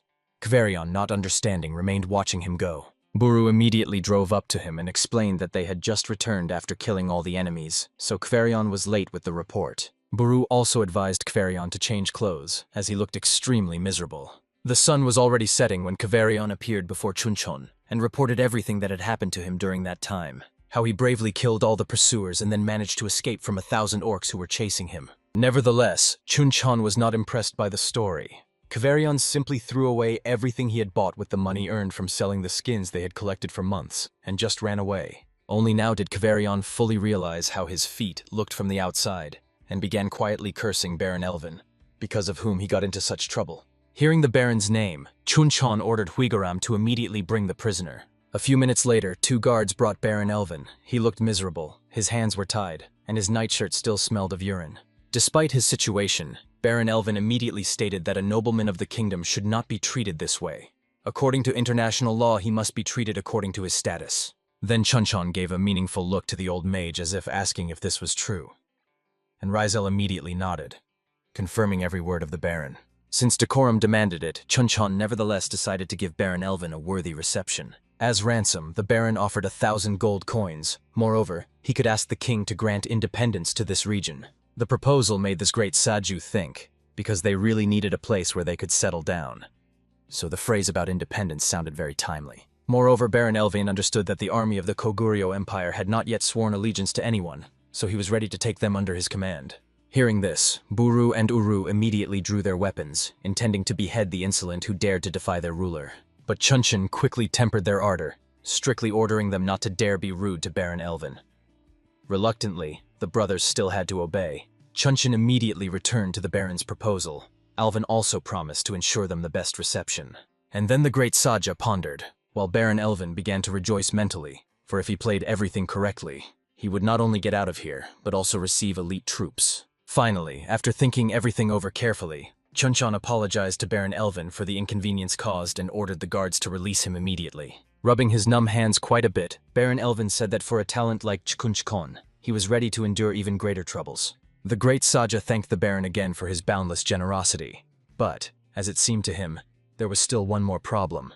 Jinchon was worried that his subordinates might encounter the Baron's soldiers on his lands, and that this could escalate into a serious conflict.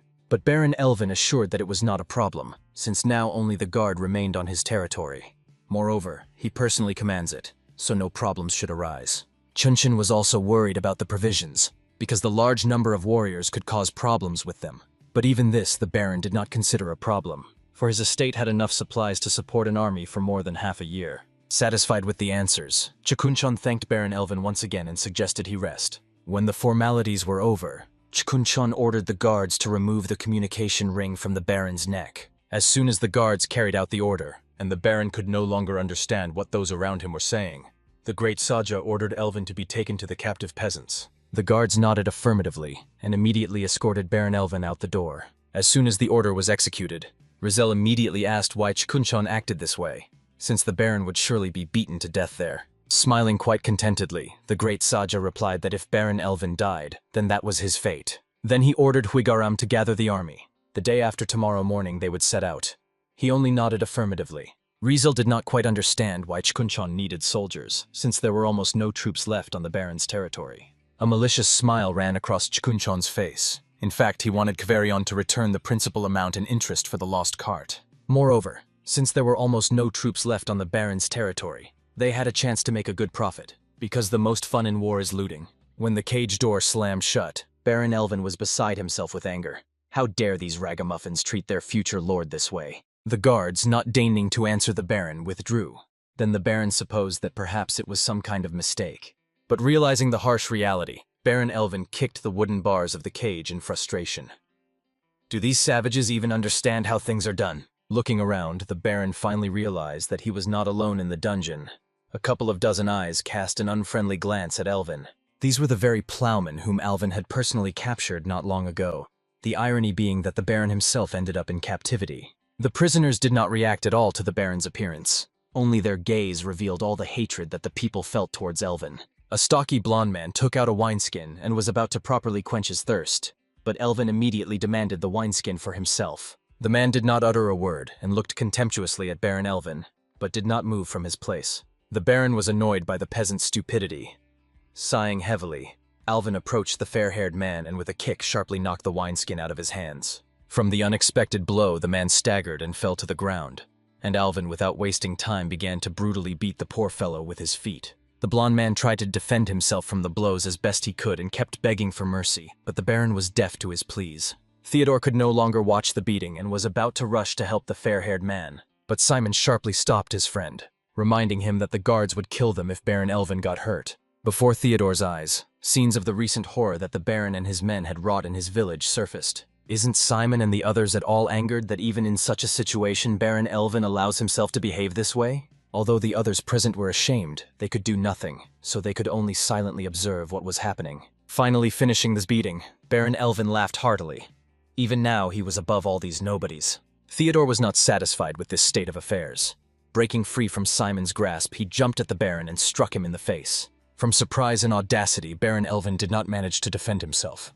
Blood immediately poured from his broken nose, and staggering, Elvin fell to the ground, painfully hitting his head on the wooden bars. After regaining some composure, Baron Elvin began to scream for the guards, but no one intended to come at his cries. Turning around, the Baron smiled kindly as much as his battered face allowed and asked for forgiveness. But Theodore did not want apologies. He wished for Elvin to atone for his guilt with death. And raising his hand, he began mercilessly beating the Baron. The next day, all those who were in the cage stood before the great Saja, who together with his advisors, was seated on a wooden platform. The guards also brought Theodore, whose hands were tied. Beside the covered cloth lay the mutilated body of Baron Elvin. Glaring sternly at the man, Jinchon inquired why Theodore had killed the Baron, but Theodore only silently looked at Jinchon. Then the guards, deciding that it was too bold not to answer the ruler, knocked him to the ground and began kicking him.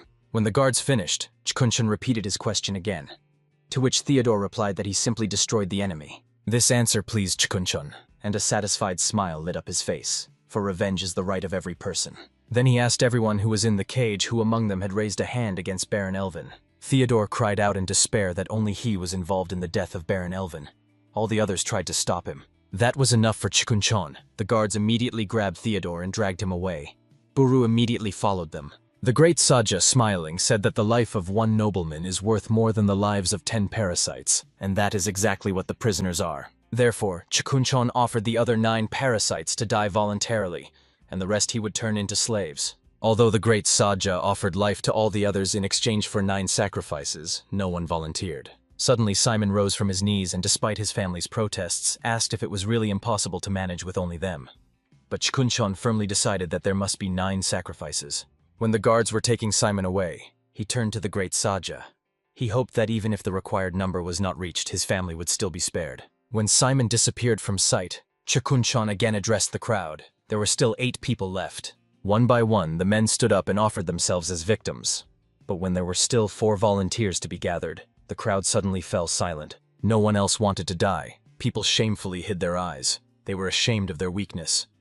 Jinchon was very dissatisfied with this outcome. He ordered Huigaram to provide housing and means of subsistence for the families of those who sacrificed themselves. From now on, they will become subjects of the Goguryeo Empire. As for the rest, Jinchon ordered them to be locked back in the cages.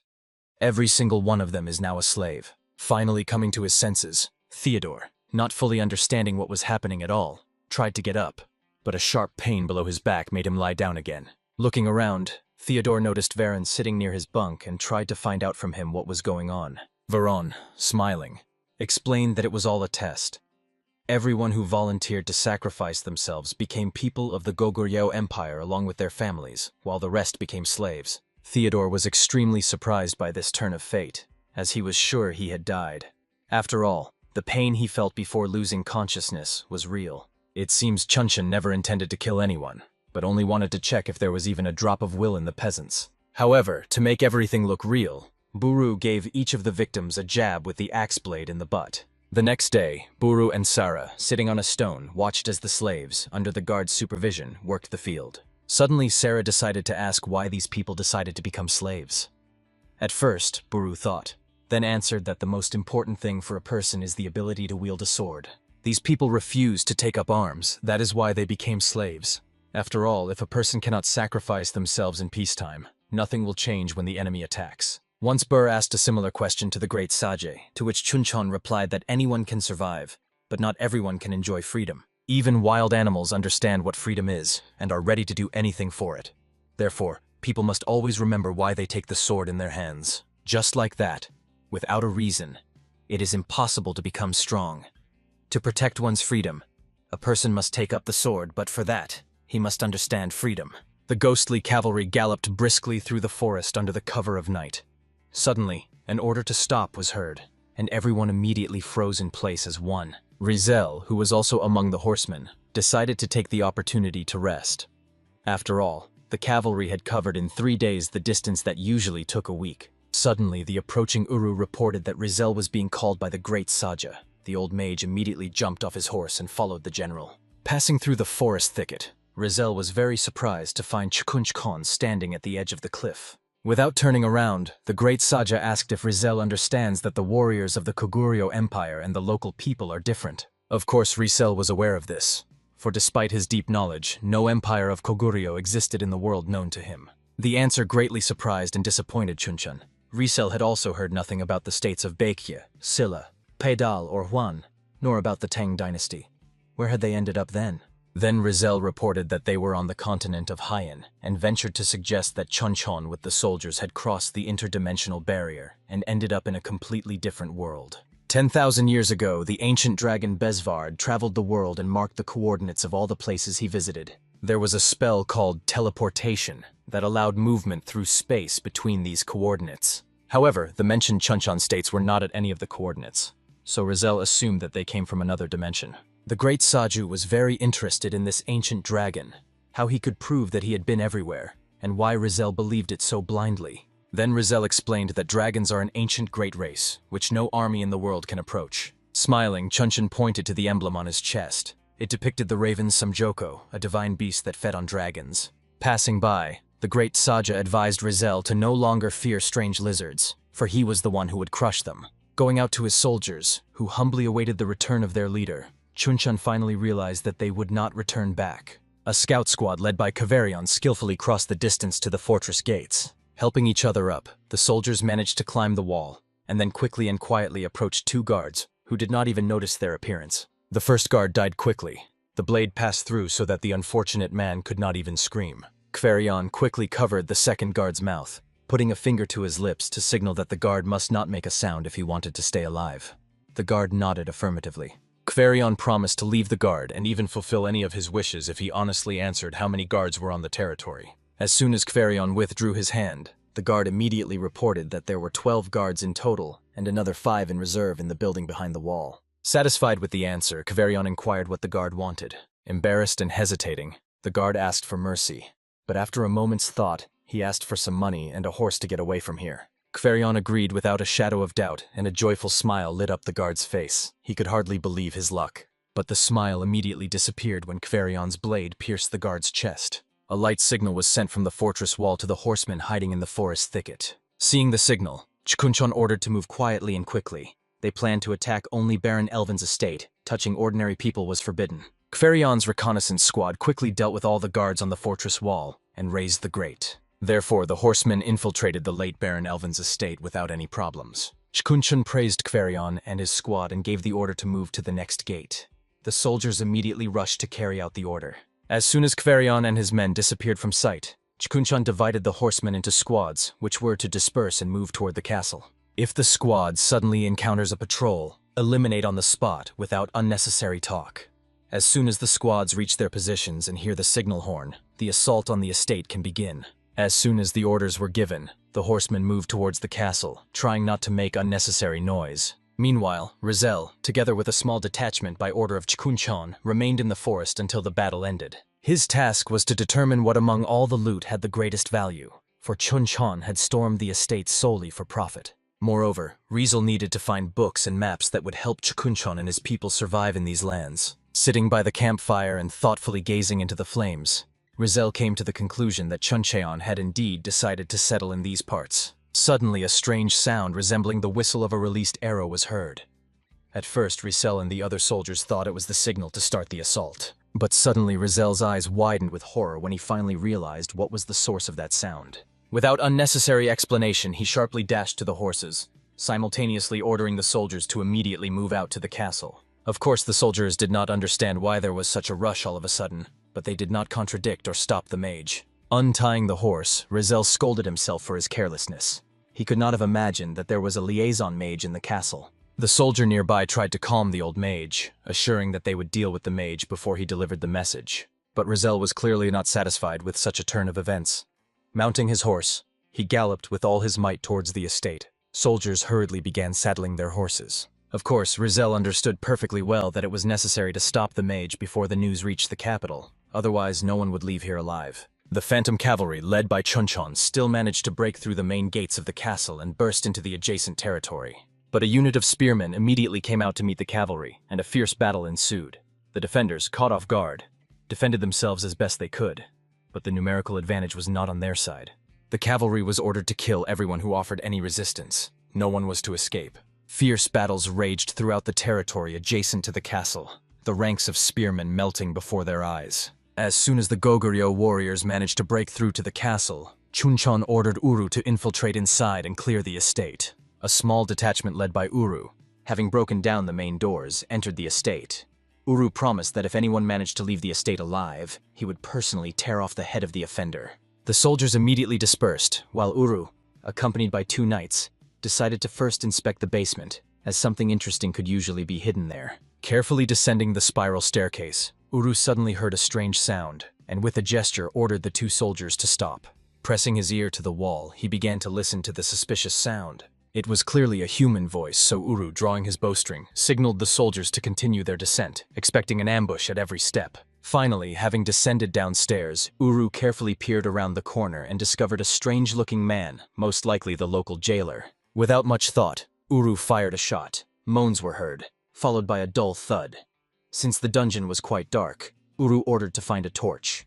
When the light illuminated the dungeon, Uru and the soldiers found the jailer dead, an arrow piercing him through, pinning the poor man to the wall. Carefully examining the cell, to his surprise, Uru and the soldiers found a girl chained to the wall. The warriors were enchanted by the woman's beauty, her skin white as jade and her ears were pointed. Of course, the Goguryeo warriors did not know that the chained girl was an elf, so, deciding that a fairy stood before them, all 3 immediately fell to their knees. Opening her eyes, the elf was very surprised. A tall dwarf with a bow instead of an axe, and 2 humans. The proud lands bowed their heads before her. Could she be asleep? Meanwhile, the battle on the estate grounds was over. Most of the guards were killed. Some surrendered. Huigaram approached Jinchon and reported that they had killed everyone who even remotely resembled Baron Elvin's kin, and as proof showed a severed head. The great Saja was satisfied and ordered the bodies to be gathered. Suddenly, accompanied by soldiers, Rizal burst onto the estate grounds. Jinchon was extremely surprised by the appearance of the old mage, as he clearly had not given a signal. So what made Rizal leave his hiding place? Out of breath, Rizal reported that there was a communication mage on the estate grounds who needed to be eliminated immediately. Rizal was about to suggest questioning the family or the servants of Baron Elvin about the whereabouts of the mage, but noticing the severed head in Huigaram's hands, he was horrified. Then Uru appeared from the estate accompanied by 2 soldiers carrying a girl on his back.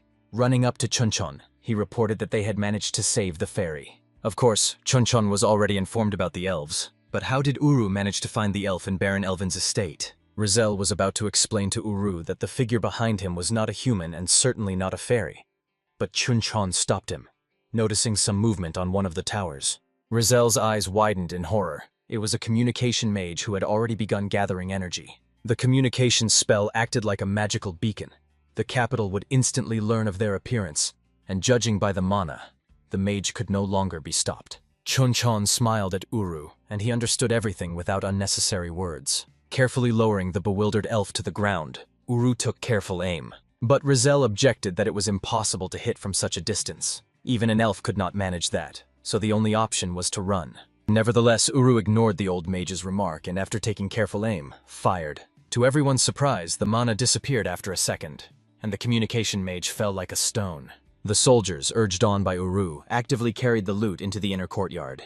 Deciding to personally sort the loot, Uru, accompanied by 2 warriors, proceeded to the estate, where he encountered a soldier carrying a box with strange contents. Uru immediately asked the soldier if it would be possible to sell such strange things, but the soldier had no definite answer. Suddenly, a piercing scream was heard from the neighboring room, and Uru and the soldiers rushed there at once. Opening the door, they found Rizel lamenting over a broken vial of mandrake extract. Of course, Uru did not know how valuable this extract was, so he tried to calm the old mage. But the angry Rizel first ordered everyone to leave, and then pushed Uru and the soldiers out the door himself. As soon as the door slammed shut, Rizel, falling onto the carpet, continued to mourn his so precious loss. Then Uru decided to check how things were going in the central hall. The soldiers were diligently moving the loot. One of them, seeing Uru, immediately reported that they had taken out all the most valuable items. Looking around carefully, Uru noticed good quality plate armor that his subordinates had forgotten about. Pointing to the armor, Uru ordered them to collect it immediately. The soldiers did not quite understand why they needed extra weight in the wagons. Poking a soldier in the chest, Uru replied that they would melt down the armor into arrows or something truly necessary, since there was not enough iron in the camp. In the central hall, Jinchon thoughtfully examined all the loot that his subordinates had managed to find on the estate grounds. To transport everything, they clearly did not have enough carts, so Jinchon ordered Huigoram to take 40 soldiers and distribute the surplus grain to the townspeople, prioritizing those who looked poorer. So he ordered to break or crush those very plate armors before loading. The soldiers immediately began to carry out the order, while the prisoners watched in horror as an entire estate, which could have supported several years of living, was destroyed. Finally finishing work, the soldiers smiled quite a bit. Unexpectedly, a noise was heard near one of the walls surrounding the estate. Suddenly a hand appeared from under the ground, and then from the pit that had formed climbed out a suspicious-looking man in a hood. Shaking off the dirt, the man smirked quite a bit. He had finally managed to sneak onto the estate grounds. Removing his hood, the man only now noticed that several dozen astonished people clad in impressive armor were looking at him. Drawing his sword, the man named himself Gerard Gromov and smiling called the warriors of Koguryo to attack. But to his surprise, not a single soldier moved from his place. Only when Jinchon gave the order to seize Gerard did the soldiers move. Gerard was disappointed by such an attitude towards him. The best mercenaries bowed their heads as soon as they heard his name. He, the most majestic treasure hunter on the continent, one of the top 10 swordsmen, Gerard Thunderous, is greeted like this. But Gerard had barely finished his bravado when about a dozen arrows flying past him pierced the wall. One of them even scratched his cheek. Understanding that the numerical superiority was clearly not in his favor, and the opponents were serious, Gerard, throwing down his sword, decided to surrender. The soldiers, fearing that Gerard might do something foolish, tied him up with weapons pointed at him. And although Gerard had traveled across the entire continent, he saw people with black hair and eyes the color of a raven's wing for the first time. His thoughts were interrupted by hammer blows. The soldiers were destroying another batch of plate armor. Despite being a prisoner now, Gerard tried to stop the soldiers from such barbarism, as the armor was worth a lot of money. Then Jinchon decided to ask him if the armor was really that valuable. Gerard replied that one such set could support an ordinary family for 10 years. Fine engraving and decoration, such armor was not comparable to ordinary plate mail. Such armor was not shameful for a ruler of some state to wear. But the Goguryeo warriors, ignoring his remark, continued methodically destroying the armor. Then Gerard shouted again for the soldiers to stop. Finally, Jinchon gave the order to stop, hoping that at least something might have survived. But his hopes were dashed by Uru, who, smiling kindly, reported that he had personally dealt with the armor that the soldiers had not yet broken. Gerard was devastated. His carefree life was crying out. He was a treasure hunter who usually earned by clearing dungeons. But while the war was ongoing, he tried not to stand out and got by with small jobs. Hearing that Baron Elvin led the troops to the Laganza Mountains, Gerard came here to make some money. For him, the greatest hunter on the continent, robbing an empty house was a piece of cake. But everything went wrong. Although for a swordmaster like Gerard, escaping was easy. However, he surrendered on purpose. The reason was Gerard's professional illness, insatiable curiosity. He needed to learn everything about these strange people. An unexpected blow to the face snapped Gerard out of his thoughts. Of course, he immediately resented why Jinchon did it. But he, passing by, only said that Gerard should no longer dare to speak to him arrogantly, and henceforth report important matters immediately. Not understanding why he should report to Jinchon, since he was not his subject, Gerard decided to endure until he satisfied his curiosity. Rizel, examining the crushed armor, concluded that Jinchon acted wisely, since now they needed materials and iron more than money. Moreover, Rizel believed that in wartime money was trash, so it was better to melt everything down, especially since they could get much more for dwarf-made armor. Dawn was approaching and Jinchon gave the order to return. The wagons loaded with loot, accompanied by riders, left Baron Elvin's estate. In the morning, the townspeople, to their surprise, found bread and grain at their doors. The news of the defeat of Baron Elvin's estate quickly spread around. Of course, the residents did not know who could have done it and were very worried about possible consequences. Nevertheless, now they had enough grain to survive the winter. Wagons under the guard of the phantom cavalry slowly crossed the forest. Suddenly, one of the wagons, hitting a stone, broke a wheel and the procession was forced to stop. After inspecting the wheel, one of the soldiers rushed to the head of the caravan to report to Jinchon about what had happened. Gerard, taking advantage of the stop, decided to think about what to do next. They were heading towards the infamous Laganza Mountains. The Goguryeo cavalry was clad in chainmail from head to toe. Even the horses were armored. It was also strange that their mana felt completely alien. Even Gerard, a master swordsman, could not accurately assess their strength. Of course, he understood that one mistake and escape would become impossible.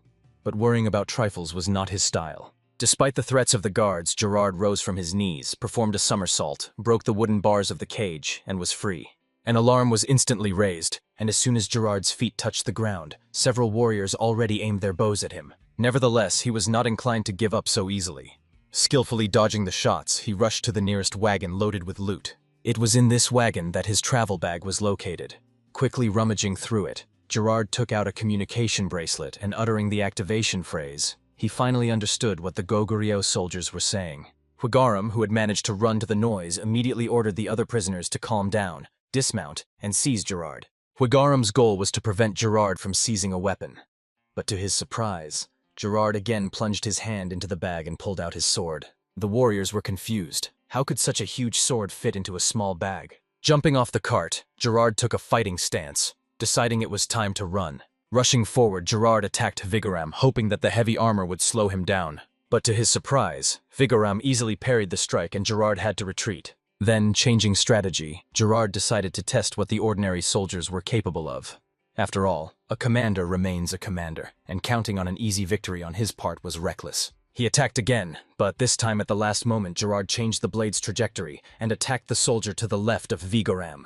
What a shock Gerard experienced when the ordinary soldier blocked his strike just as easily, then delivered a sweeping blow which he barely dodged. Cursing, Gerard looked around. All without exception were clad in armor. It turned out escaping would be harder than he had thought, but surrendering was not in his rules. Raising his sword, Gerard launched an attack again against 3 opponents at once. Jinchon, who was watching the duel closely, noted that Gerard might be useful in the future. Uru, who was nearby and also observing the battle, agreed with him. Gerard's technique was indeed balanced, but it was not about technique at all, but about courage. Surely Gerard already understood that escaping would not be easy, yet his blade did not waver. The duel risked dragging on for a long time, as the warriors of Goguryeo could not fight at full strength without horses. Understanding this, Uru suggested sending a worthy swordsman to Gerard. He chose Kaverion as the candidate. Suddenly, Rizel approached them. He wanted to know what had happened in the rear and why there was a delay. Then Jinchon explained to him that Gerard had managed to get out of the cage. The warriors had cornered him, but he was desperately trying to break through. Seizing the moment, Gerard managed to deflect the strike of all 3 soldiers and tried to attack Hwigaram. At the last moment, he still managed to block the lunge and attempted a counterattack. But Gerard, grouping himself, avoided the blow, then did a backflip and retreated. Soldiers immediately rushed to him, intending to finish the duel. Of course, Gerard understood that his opponents were experienced fighters. It was felt in every one of their movements. The longer he dawdled with them, the more problems he would have. Then roaring, Gerard used mana, charged his sword with lightning and struck. Hwigaram and the 3 soldiers managed to block the strike, but the lightning charge was so strong that it threw them back. Gerard was amazed because the warriors managed to block his sword without even charging the weapon with mana. Nevertheless, he was no longer going to conserve his strength. Finally realizing who was in front of him, Rizal even opened his mouth in surprise.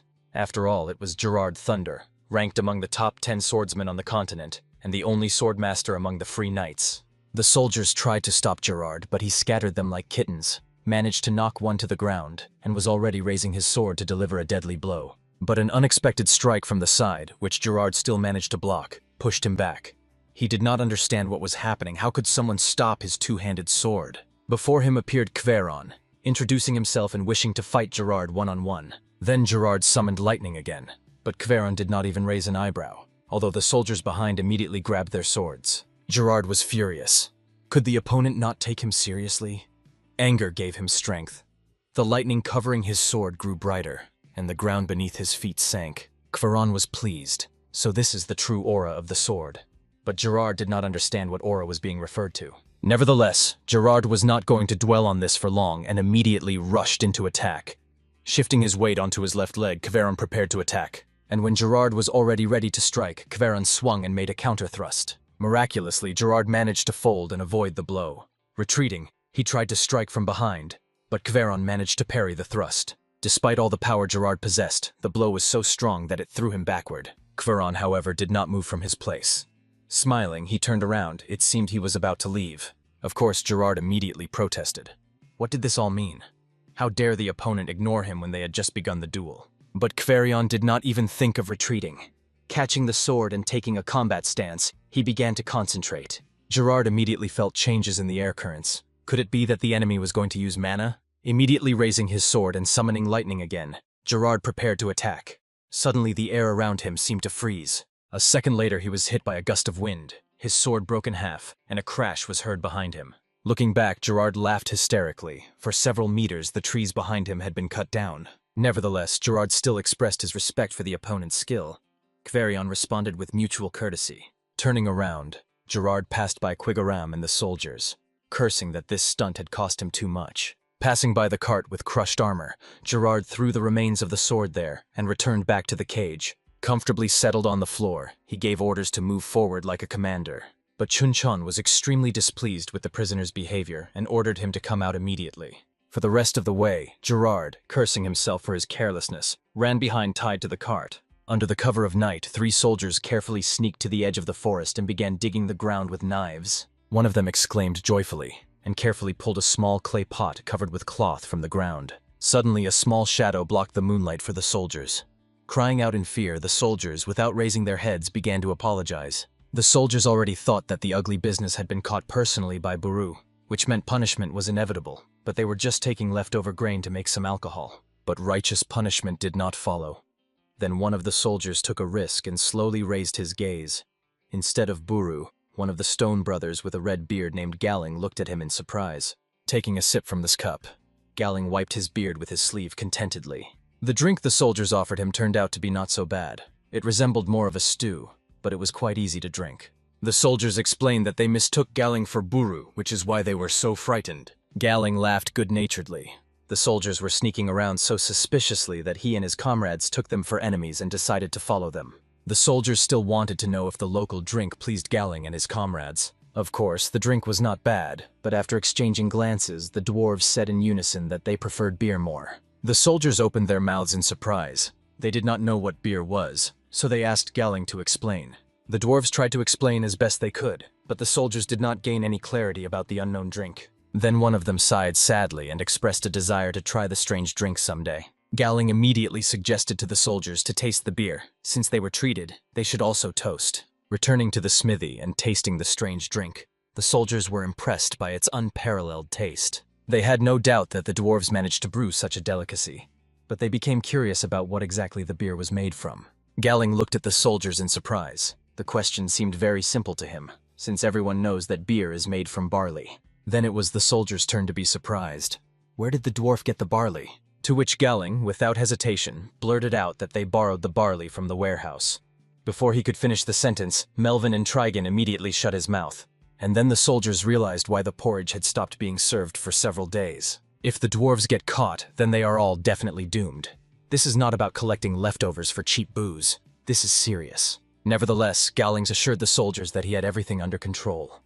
It's no coincidence that dwarves have a saying, caught means a crook, and if not, then a master. But as it turned out, Galing lacked the skill, and with a crash, the entrance door to the smithy flew to pieces, and Buru, clearly displeased, stormed inside. He heard every word perfectly, and now wished to bring punishment down on the heads of the guilty. The next morning, a trio of dwarves actively plowed the field allocated for barley. Buru, having taken a place on one of the towers, actively urged the guilty on. When night fell, the ghostly cavalry settled for a rest. In the center of the camp stood a large tent, which belonged to the great Sage. In the tent, Uru, Jinchon, and Rizel wanted to question the elf about how she ended up in such a deplorable condition. Rizel was the first to speak. Introducing himself, he greeted the child of the forest. The elf thanked them for the rescue and introduced herself in return. Her name was Hydia, and she belonged to the clan of the High Elves. Hearing this, Rizel even opened his mouth in surprise, because for ordinary elves, the High Elves were like supreme priests. So how did a High Elf end up captive to humans? Then Hydia told that their clan wandered between the settlements of their kin and blessed the newborns. During one of such journeys on the lands of Baron Elvin, she was captured. The Baron's soldiers had a rare artifact, shackles that blocked mana, so Hydia could not escape. Rizel was extremely surprised at how Baron Elvin planned to deal with the consequences of what he had done, since even ordinary elves knew that if you touch a high elf, you inevitably bring upon yourself terrible revenge. Suddenly, Uru, a little embarrassed, asked the old mage to lend him a communication ring, but Jinchon immediately protested. How he had the audacity to ask for such a valuable relic for personal needs. Uru immediately apologized, but then recalled that Jinchon himself had used the ring improperly. Suddenly, Hydia stood up from the chair and approached Uru. Touching his forehead with hers, she said, "Iluen hayon sharoyem dialadium." As soon as the words were spoken, the tent was illuminated by a bright light. Rizel and Jinchon watched the event attentively. When the light went out, Hydia bowed her head and greeted Uru, who to his surprise understood her perfectly. Then Jinchon decided to ask Rizel what was actually happening, how Uru was able to understand the elf's speech. In turn, Rizel tried to explain that the High Elves possess divine power that allows them to harmonize their speech with the language of the interlocutor. In a way, this could be called magic. Although Hydia said she belonged to the elf race, Uru still fell to his knees before her, continuing to consider her a fairy. Leaning down and looking into Uru's eyes, Hydia said she felt the mighty winds of the continent rushing over the land. Uru smiled joyfully. Could it be that Hydia was speaking about him now? She smiled in response and nodded affirmatively. Then Hydia looked at Rizel and asked him not to hurry, telling him that one day he would overcome obstacles on the path to enlightenment and achieve harmony with eternity. Bowing his head, Rizel thanked the elf for the guidance. Not fully understanding what was happening, Jinchon decided to ask what exactly Hydia was doing. To which Rizel replied that one of the features of the High Elves is the ability to see the essence of things. Kneeling down and looking into Hydia's eyes, Jinchon asked what she saw in his eyes. Hydia found it difficult to answer this question, for in Jinchon's eyes she saw only emptiness and nothing more. Hearing this, Uru burst into loud laughter. Could it be that Hydia wanted to say that their general's head was empty? But Uru did not laugh for long. Jinchon quickly reprimanded him, and then simply dragged the unconscious body out of the tent. The next day, the ghostly cavalry led by Jinchon had to cross a gorge. When they had already passed more than half the way, suddenly a command to stop was sounded. Ahead, their path was blocked by a whole horde of orcs. The leader of this pack of orcs was Bubakal, the son of the very Mukabal, who fell at the hands of the Goguryeo warriors. Uru immediately ordered the archers to fall back, and personally led the ghostly cavalry, which had advanced forward, to the left flank. Noticing this rearrangement, Bubakal immediately called the orcs to cluster together, but unlike Mukabal, who left passages for the enemy, Bubakal blocked all paths for the cavalry without exposing his warriors to fire, especially since this time there were only a dozen riders against them. Galloping at full speed, Uru did not understand at all what was happening and why the orcs had clustered together. Hydia, who was sitting behind Uru, noticed that a single cavalry unit could not break through such a dense formation of orcs. So why were the riders charging headlong instead of waiting for reinforcements? Having asked Hydia to hold the horse, Uru raised his bow and took aim. The riders behind him followed his example. Hydia was extremely amazed. Uru sat very confidently in the saddle despite having dropped the reins, for even elves did not achieve such unity with their mounts. Looking back, he asked Hydia to hold on tighter. She immediately pressed closer to him, and Uru himself smiled and fired. The shot was extremely accurate. The arrow hit the orc right between the eyes. Immediately after, the mounted riders fired volleys, each arrow hitting its target precisely. Hydia's astonishment knew no bounds. The arrows, released by the children of nature, were guided by the elements themselves. but in these arrows she did not feel even a trace of spirit power. Hydia also noticed that the technique of the Koguryo warriors was different. Even at full gallop, their arrows flew faster than the elves. The orc formation collapsed. Monsters struck by arrows fell, trampling those who were still standing. Falling to the ground, Bubakal could not believe that humans were capable of shooting a bow at full gallop. Before Bubakal was forever buried under the bodies of his comrades, he saw his father's face one last time. Those who still managed to survive in this hell were immediately caught by the riders, leaving no chance for the orcs. But the most surprised by this battle tactic was Gerard, for he had never before seen heavy cavalry shoot bows while mounted. Even Imperial knights were not capable of this. Finally, Gerard realized that all 150 Koguryo warriors were knights, and each of them was at least equivalent to a son of the sword. Those who took the path of the sword began as squires, and then became skilled swordsmen. When they mastered the aura, they were called sword warriors, and then sons of the sword. The final level was the swordmaster.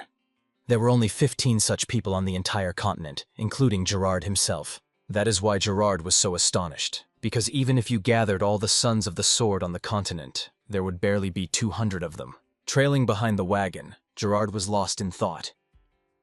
The Laganza Mountains are one of the harshest places to live, so how could a whole state arise in such a wilderness? Not noticing that the wagon had stopped, Gerard, still immersed in his thoughts, painfully bumped into it. Rubbing the bruised spot, Gerard wanted to protest why they had stopped. But raising his gaze, Gerard opened his mouth in surprise.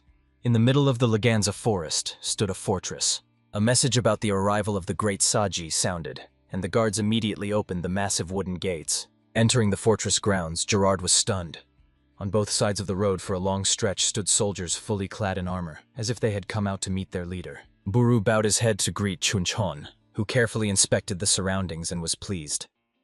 Finally, this place began to look like a real village. Smiling quite a bit, Buru looked at the 3 dwarves behind him, whose appearance left much to be desired. Noticing the dwarves, Jinchon asked what had happened to them. But Buru assured that there was nothing to worry about. They just had to work a little on their upbringing. Finally, Buru noticed Gerard tied behind the cage and decided to inquire who this grimy ragamuffin was. Nodding at Gerard with a disapproving look, Jinchon explained that he was a tomb raider who also wielded a sword quite well. Buru's eyes widened in surprise. Could it be that he heard words of praise from the mouth of the greatest Saji himself? Approaching closer, Buru decided to find out the name of the one Jinchon praised so highly. Gerard introduced himself, but instead of a greeting, he received a blow right to the jaw. Not understanding what was happening at all, Gerard tried to retreat, but Buru skillfully tripped him and knocked him to the ground. Then he began mercilessly beating Gerard. The thing was that Buru did not hear the name clearly, and decided that the stranger called him a fatso, so he flared up. Rizal, who was watching what was happening, did not understand why Buru was so cruel, since Gerard had simply said his name. Jinchon, who was also observing, ordered Gerard to be hanged. Of course, Rizal tried to object, since Sir Gerard was a master swordsman. But Jinchon did not listen to him and simply left. At sunset, wandering around the fortress grounds among the still unfinished buildings, Rizal was attracted by a shout and swearing. Passing by the source of the noise, Rizal discovered Gerard, who was dangling upside down. Nearby was Jinchon. Despite Gerard's swearing and threats, the great Saja remained calm. Then he swung his sword. Rizal immediately shouted, trying to stop Jinchon. He wanted to know why the great Saja was acting this way. Jinchon stopped the sword a couple of centimeters from the prisoner's face, and then without turning around, replied that Gerard needed to be finished off now, so as not to regret it in the future. Then Rizal tried to object. After all, Gerard Thunder was known on the continent and his murder would have consequences. But Jinchon was not worried about the consequences, because he dragged Gerard into the fortress not to show off. As it turned out, Gerard refused to serve Jinchon, and the loser in battle has little choice: serve the victor or die. Until now, Jinchon had been dealing with Gerard only because he could enter the top 10 of his strongest warriors. But since Gerard refused, there was no need to be ceremonious anymore. Gerard immediately protested. He was one of the 15 swordmasters on the continent. It was foolish to think that among the warriors of Goguryeo there were 9 men stronger than him. In Jinchon's opinion, he was still too inexperienced, though talented. If Gerard still joined him, he would fully reveal his potential. Gerard could not tolerate such treatment. After all, he was a swordmaster, and they treated him like an object, better death. Then Jinchon, swinging his blade, with one movement cut the rope and Gerard, swearing, fell to the ground. Then Jinchon raised the sword upwards, and it was enveloped by a column of colorless aura. Rizal even gasped in surprise. Jinchon was able to summon an invisible aura blade without any mana attribute. The color of the aura blade always depends on the owner's attribute. For example, Gerard's is milky white, but Jinchon's aura had no color at all. Just a shimmering transparent blade, almost 5 meters long. Gerard's 1 meter is nothing compared to that. Of course, Gerard was aware of the difference in strength, but he was still a knight. If Jinchon does not respect him, then at least let him not insult knightly honor. Hiding the sword in its sheath, Jinchon asked with contempt what exactly knightly honor is, which every knight shouts about in turn. Gerard was very surprised. Could it be that Jinchon does not know what it is? A knight is loyal to his lord and must protect the weak. In response, Jinchon only smiled maliciously. Is that all? A domestic dog is also loyal to its owner and growls, protecting its puppies. By Gerard's logic, it turns out that a dog is also a knight. Gerard was about to object, but Jinchon, not waiting for an answer, turned around and ordered him to follow. Now Gerard would personally see what a true knight is. Jinchon, accompanied by Gerard and Rizal, approached the training ground where former plowmen were training with the warriors of Goguryeo. Pointing to the fighters on the ground, Jinchon said that these are the knights. But Gerard did not understand what he meant, as it looked more like a bunch of riffraff, but certainly not knights. The fighters, noticing that the great Saja himself had come to watch them, immediately straightened up and lined up in ranks awaiting orders. Pointing to the fighter in the first row, Jinchon asked why he was here, to which the former farmer answered without hesitation, to defeat his enemies and protect the country, because then he could save his family. Then Jinchon asked why the fighter should fight, since he could die in battle, but if he surrendered, both he and his family would survive. But the fighter replied that this was simply impossible, because then they would lose their will. Gerard was very impressed by such an answer. His abilities were so-so, but the boy had spirit.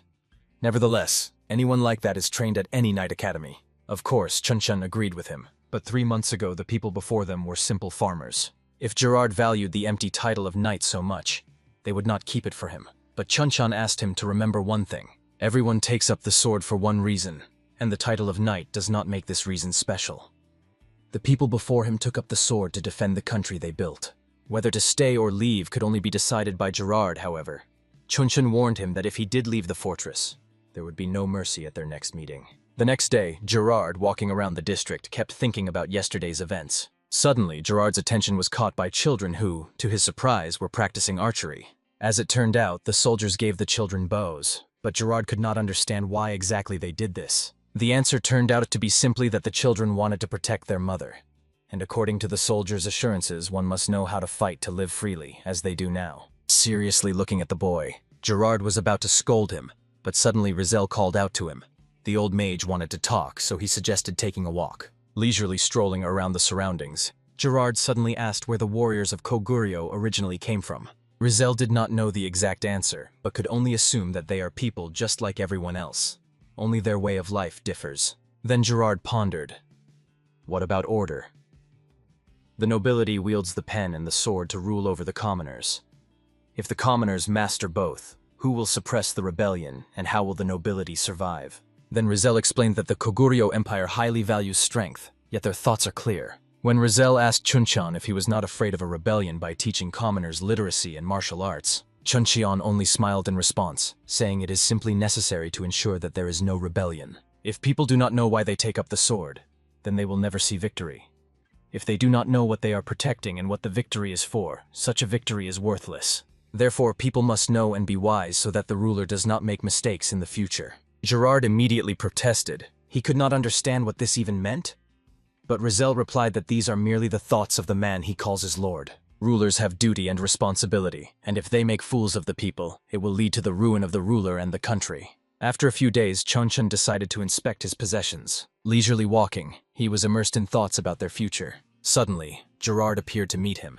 After long deliberations, he still decided to accept Jinchon's offer and stay. The great Saja was very pleased with such a decision. Nevertheless, Gerard wanted to know if it was true that Jinchon would let him go if he decided to leave. Of course, Jinchon would kill him in case of refusal. An ironic smile appeared on Gerard's face. Therefore, he decided to ask why then Jinchon did not immediately tell him to choose between death and service. Why lie? The answer was quite simple. Jinchon did not need cowards clinging to life. Now Gerard began to understand why Jinchon demanded sincerity even from simple peasants.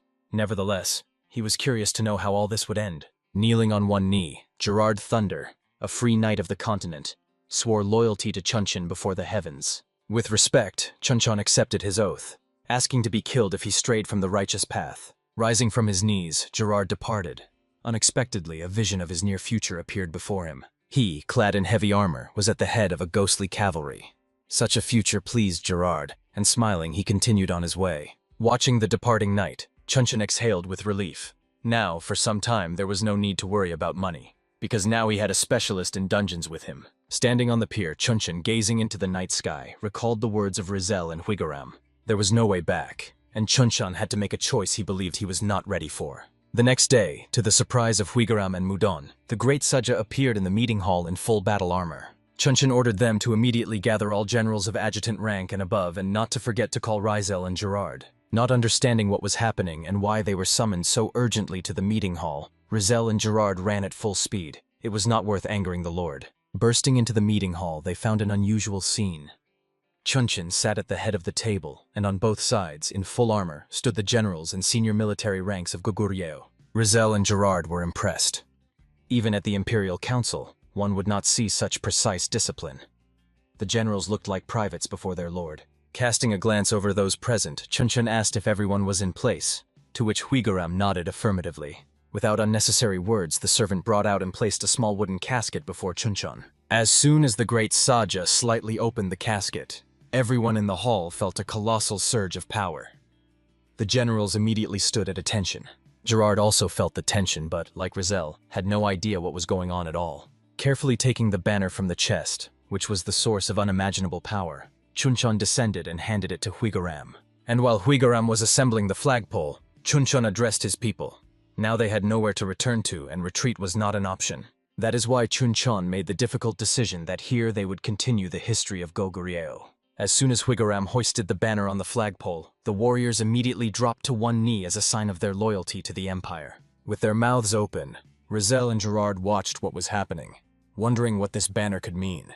Carefully taking the flag from Huigaram's hands, Jinchon headed for the exit. Without any words, the knights rose from their knees and followed their leader. Hydia, who was spending time in the forest thicket with its inhabitants, also felt a surge of energy. In strength, it resembled a dragon's aura, although Hydia was certain it was not hers. In the smithy, the old man Chan even stopped working when he saw the flow of energy coming from the meeting hall. He immediately jumped up and ran to the adjacent room. The dwarves were extremely puzzled as to why the work suddenly stopped, because if the metal cooled, it would have to be reheated. Galing was about to check what was happening, but suddenly Old Man Chan came out to them fully clad in armor, with a wooden case on his back. Then the dwarves asked again why he stopped the work, but Chan, without answering them, headed to the source of the energy. The dwarves exchanged glances and followed him. Jinchon, with a banner in his hands, accompanied by the highest military command, entered the village. Seeing him, the men dressed in light armor, armed themselves, left their homes, and joined the procession. Climbing onto the wooden platform, Jinchon struck the flagpole on the ground, and the soldiers immediately lined up, kneeling, awaiting the words of their lord. Then the great Saja spoke. He is the son of a concubine and a proud descendant of Yolja, promising to bring good to humanity. To those who disobey and go into betrayal, he will be merciless and will unleash upon them the iron hammer of justice. Under the banner of the three-legged crow, Jinchon, ascending the throne of Yolja, swore to the heavens to crush enemies with the iron hammer and be a shield for his people until the end of his life. An old man named Chang climbed onto the wooden platform. Kneeling on one knee, he handed Jinchon an open case. From the case, Jinchon took out the symbol of power in the Goguryeo Empire, an elegantly forged sword, which immediately became covered with a priceless aura. Raising the sword upward, Jinchon declared that the Goguryeo Empire will not be a country ruled by Yolja, but a country that Yolja protects. Generals, ordinary soldiers, and even the villagers burst into joyful exclamations. Hydia, who was watching everything from the side, stepped forward and knelt, which greatly surprised the nearby dwarves, because high elves do not bow their heads to anyone, not even to dragons. Kneeling down, Hydia thus expressed respect to the person who surpassed harmony itself and illuminated this world. Soldiers celebrated under the night sky, shouting toasts for Goguryeo. The bright drink poured into cups amid the crackling of the bonfire. Leaders shared a moment of silence in the very center of the camp. Hot alcohol warmed bodies in the night chill. Ilchi smiled warmly, not letting the cup slip from his hands. The commander asked what made him change his decision. In response, only a calm smile and the flickers of the flame. The question hung in the air, leaving a slight surprise. The leader recalled the girl who grew up in this hell without love. The army tried to turn the wild lands into a semblance of home. The giants Baru and Uru were already competing to see who would drink more. The ruler admitted his goal was to protect the freedom of the new people. The envoy caught every word, not taking his eyes off the leader. Ruins appeared before his eyes. He could not let this power fade. Clenching the jug, he swore to protect what he had. The men drank to the loyalty that led them forward. Aside, the young Quarion watched the black flag. The red dragon on the cloth made his heart pound.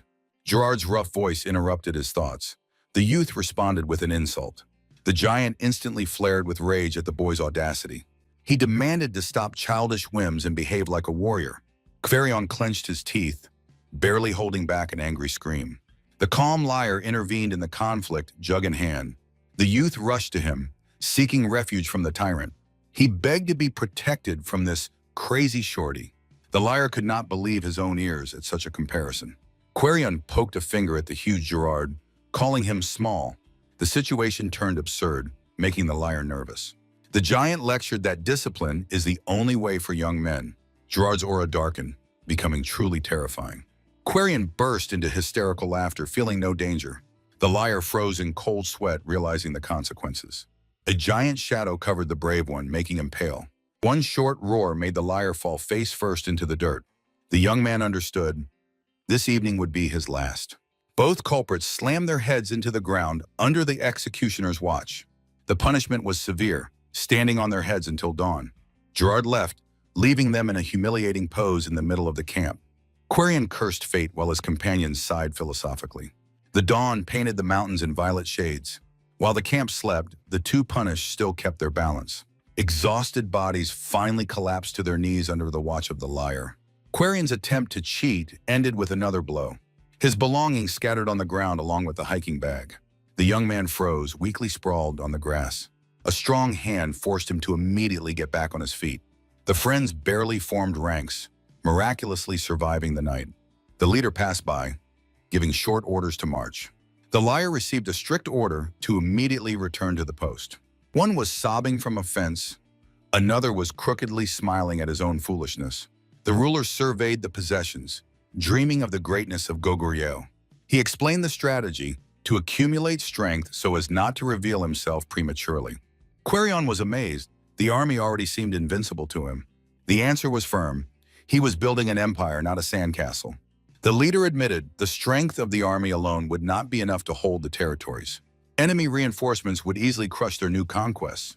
Quarion did not understand why they distributed provisions to the beggars. The plan turned out to be cruel.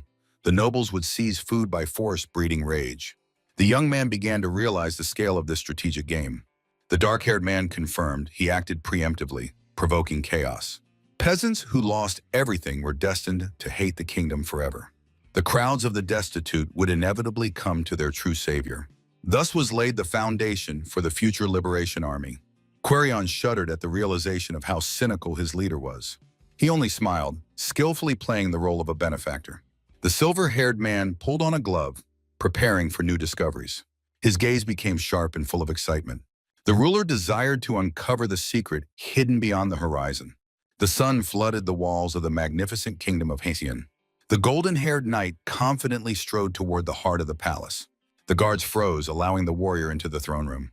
The doors opened, revealing the path to supreme power. The guest knelt, demonstrating absolute submission. The knight's voice echoed under the vault, greeting the monarch. King Varakan looked exhausted from the burden of rule. The news was grim. Baron Elvin is dead, his lands plundered. An order arrived to immediately find the culprits in the Laganzi Mountains. Baron Levion accepted the mission with unwavering determination. In another part of the world, the Emperor in red awaited the report. The official began praising the ruler's greatness, losing himself in words. The monarch cut off the flow of flattery with a short and sharp gesture. He was interested only in facts and real threats to the state. The subordinate tried to justify the pathos with the new status of the Lord. Cries about the heavenly protector only intensified the tension. The emperor sighed wearily, enduring empty chatter. He demanded to discard feudal etiquette for the sake of faster decision-making. Every minute of greeting was stolen time from state affairs. The official was moved, impressed by the deep wisdom of the ruler. The servant fell prostrate, dramatically begging for punishment for his limitations. The ruler felt only irritation at this theatrical performance. An order arrived. to immediately review the structure of the entire empire. Finally, they moved on to the real agenda. The officials suddenly interrupted the silence again with a hysterical exclamation. The emperor's patience snapped. He instantly burst out shouting. The new problem concerned the title for the young Elucha. The subordinate insisted on the official recognition of the girl. The monarch froze. The child was barely 100 days old. Shock turned into outrage. She was just an infant in diapers. The prospect of marrying a child seemed to him a complete absurdity. The official's attempts to justify himself were instantly suppressed. The emperor was not going to waste years in cold solitude. The broken servant fell silent, realizing the depth of his mistake. The priority became the army and the law, not titles for infants. He put a firm end to it. The girl's fate now had no significance. The emperor in red ordered to think exclusively about survival. The youth in the golden crown laughed at his captain's old-fashionedness. The gray-haired general silently pondered, ignoring the carefree joke. Two figures froze in the night courtyard against the backdrop of the majestic citadel. The old man admitted, being a supporter of traditions is his direct duty. Life on the battlefield made their everyday life harsh and unusual. The young man squinted, acknowledging the value of the general's unconventional decisions. He preferred practicality, neglecting the empty formalities of the past. Only one question remained. What were all the previous objections for? The general explained, laws must evolve together with people. He half drew his sword, reminding of things that must remain unchanged. Cold steel flashed under the moonlight in a graceful movement. The weapon had been perfected over centuries, but retained its fundamental essence. Fire, hammer strikes, and sharpness are the foundation that cannot be changed. A lightning-fast swing cut through the air, instantly slicing the tall grass. A clean cut confirmed, sharpness is the only thing that makes a sword a sword. The general froze with the blade, urging to preserve the foundation despite any reforms. The steel reflected the moon, symbolizing harmony between the old and new worlds. The apprentice stiffened, finally grasping the full depth of the hard wisdom. He realized life and battles had made their perspective too one-sided. The old man sighed, acknowledging fatigue from every word of the great monarch. At that moment, the emperor himself sternly watched them from the shadow of the column. In memories, the order sounded, in 5 years, grant the title to little Ilcha. In the room, the general jumped in horror, not believing the heard decision. Political circumstances forced him to think about the concubine. The ruler closed his eyes, forever shutting this slippery topic. The old man bowed his head, acknowledging his helplessness before the will of the throne. Returning to reality, the young man firmly squeezed the mentor's hand. Loud laughter dispersed the nighttime tension and strengthened their alliance. The monarch's shadow did not take its eyes off this sincere handshake. The enraged ruler quickly walked away, syllabifying the general's name. The next day, the chiefs gathered due to a critical shortage of iron. All metal supplies went to endless wars and army equipment. The council proposed to buy back the resource as they had done before. The silver-haired one objected. Hyan took metal even from the poor. The bearded man did not understand why the mighty kingdom gave up positions so easily. The young man pointed on the map. 3 empires were literally sucking the life out of the region. The emperor was angered that the people suffered because of foreign, senseless, internecine conflicts. A solution was found. The warriors discovered the perfect place for their own mine. A sharp cry of no instantly crossed out all the rosy plans. The monarch doubted they simply did not have free hands for such work. A representative of a low tribe offered help in exchange for resettlement. The emperor squinted, feeling that the price for the service would be too high. The tribe demanded secret forging, techniques, and control of the sacred fire. The settlement leader exploded with rage at such audacious impudence of the guests. He accused the foreigners of attempting to steal knowledge that belonged to the gods.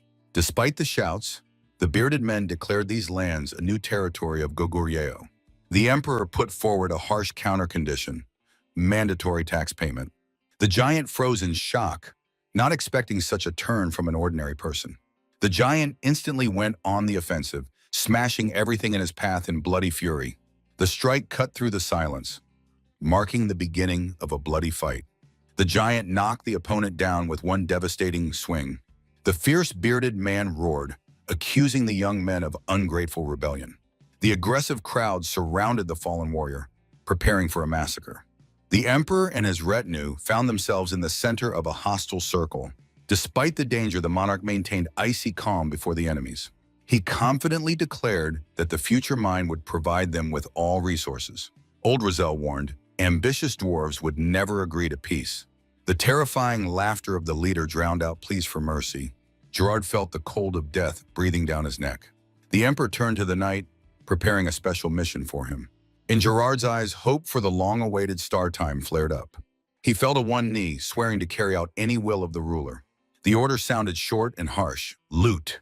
The knight froze, not believing he heard that very word. The monarch specified the target to intercept the iron that belonged to the empire. Shock turned into despair. The task seemed pure madness. Gerard did not understand where the ruler got this demonic confidence from. His patience snapped. He burst out shouting at the absurdity of what he heard. The knight mentally cursed fate, imagining himself as an ordinary bandit. The realization of the catastrophe overwhelmed him completely. He sprang to his feet, resolutely denying the possibility of such an operation. The emperor calmly explained, "The metal is transported by sea through the ports of Haiyan." Gerard imagined an impregnable fleet guarding the precious cargo. In his thoughts, he was already fighting in a hopeless meat grinder on the city streets. His imagination painted a bloody clash on the pier against hundreds of enemies. The trap on board the ship looked like a death sentence to the cavalry. The finale was obvious: a shower of arrows and a shameful death on the deck. Returning to reality, the knight admitted this plan was suicidal. He was ready for piracy, but not for such a senseless slaughter. However, the monarch's gaze remained unmoved by any arguments. In his eyes was a will that could not be broken. The ruler confirmed the suspicion they would become pirates.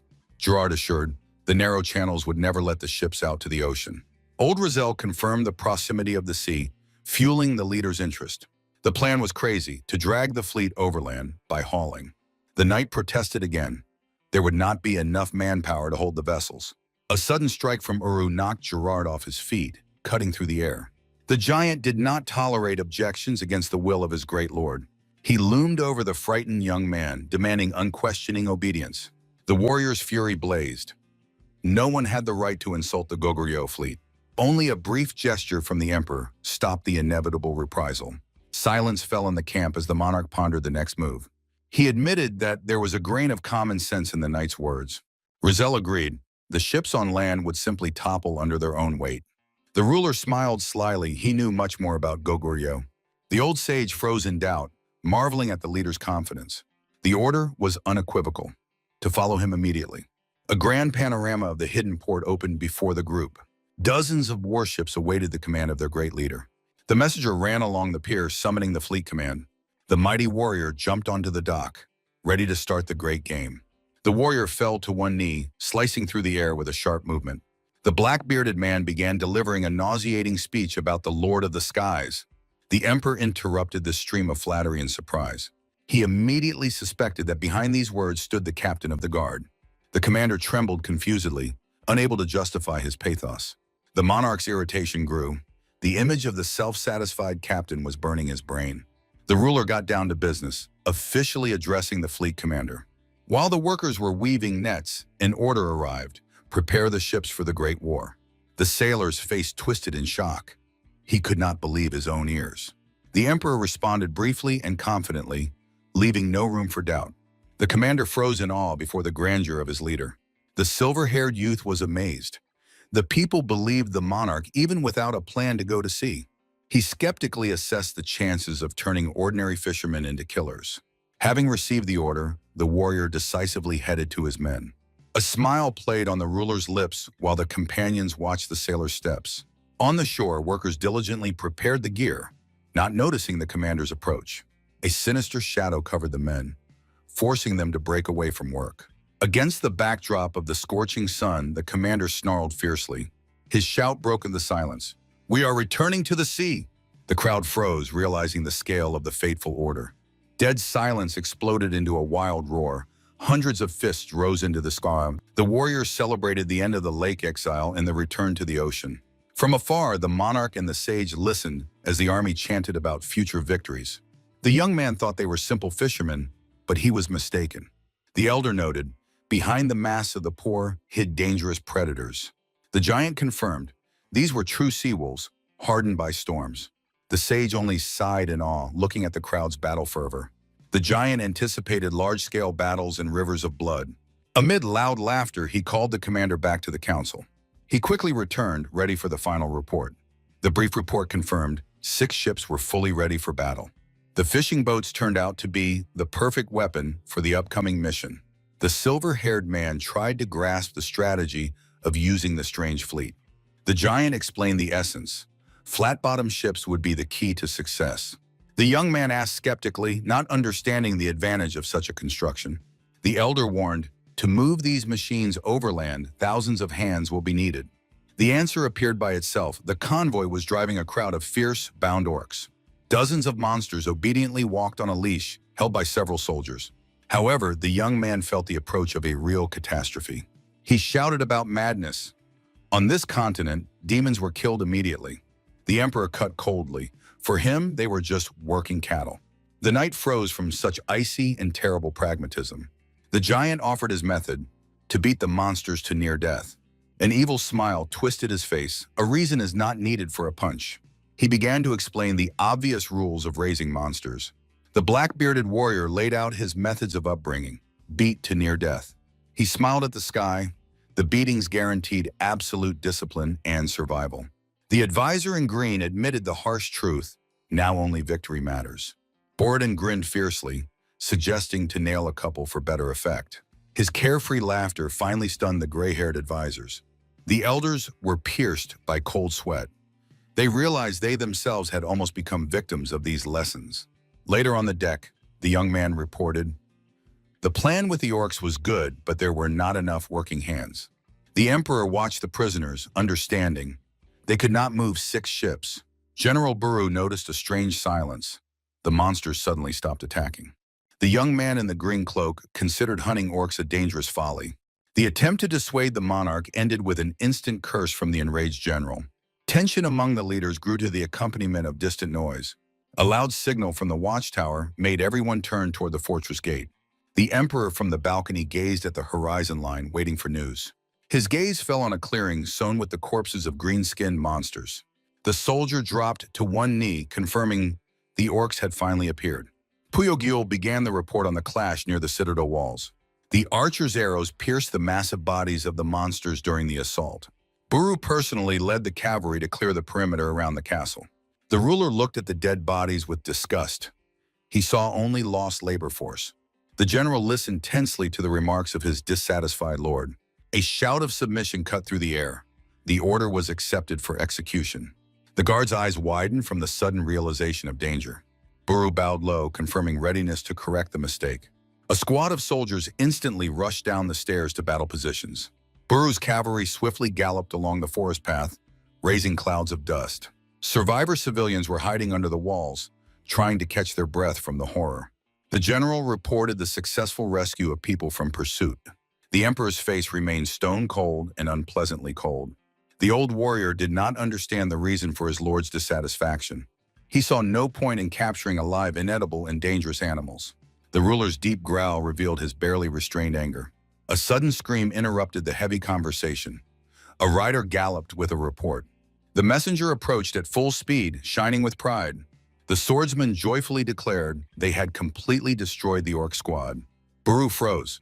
The soldier personally slaughtered those who were supposed to pull the fleet. The joyful report of no living enemies sounded like a death sentence.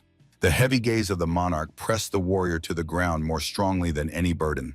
The swordsman's confidence vanished, giving way to an animalistic premonition of danger.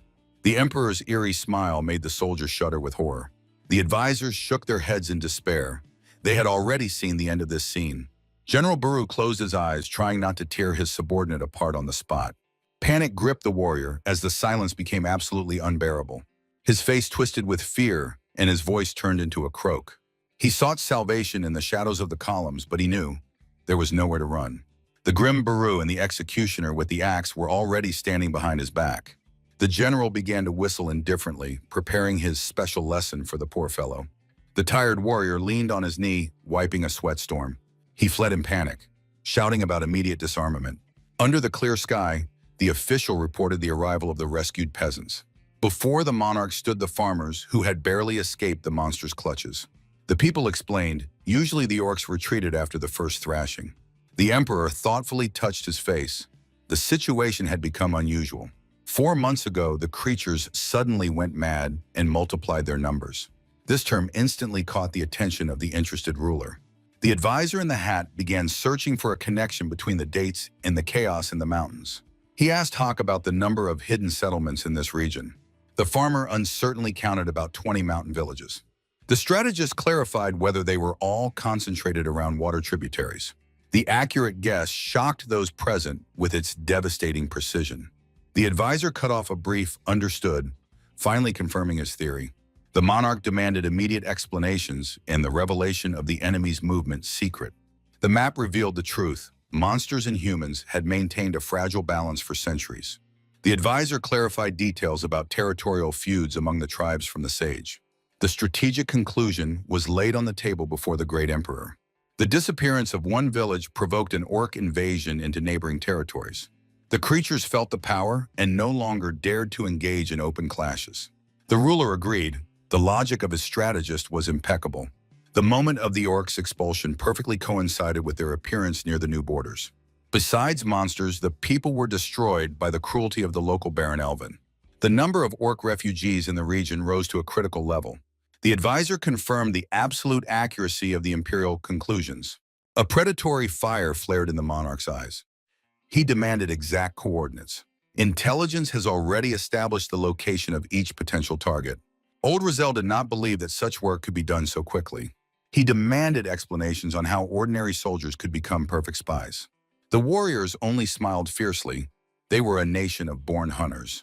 Annual tournaments turned every fighter into a master tracker. Rizal broke out in a cold sweat from the scale of the foreigners' militarism. The advisor immediately demanded figures regarding the full mobilization of the army. There were over 1,000 battle-hardened men at disposal. The cadre split, calm officials against fierce dogs of war.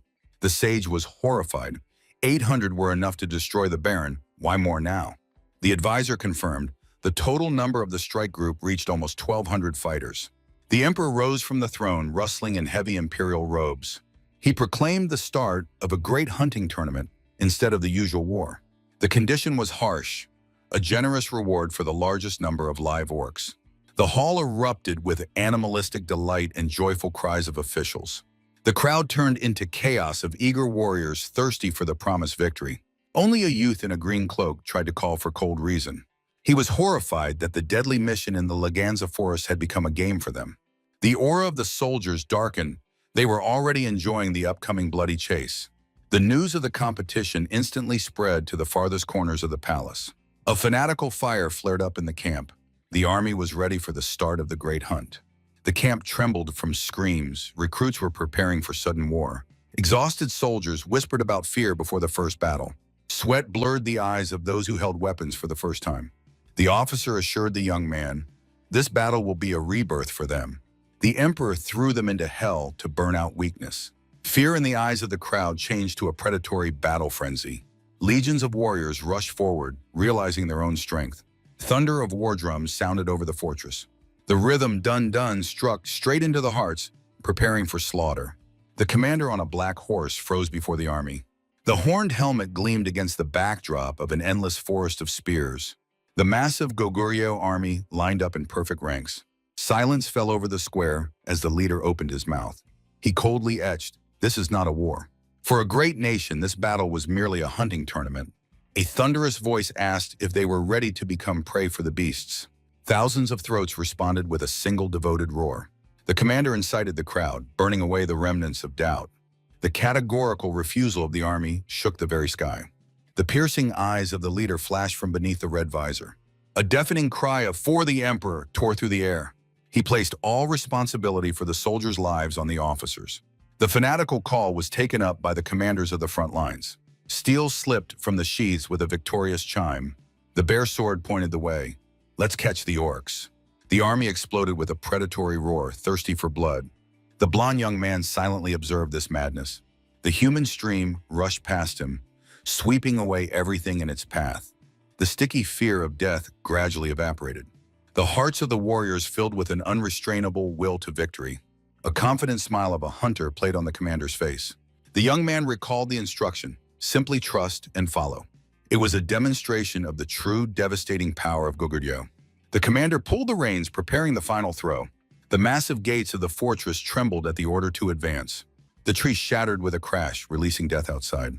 The commander flew first into the cloud of dust and uncertainty. The heavy cavalry surged after like an unstoppable force. Officers rushed into the attack with mad speed. The horde of orcs collided with reality, raising primitive clubs. Two armies crashed into each other in a brutal frontal clash.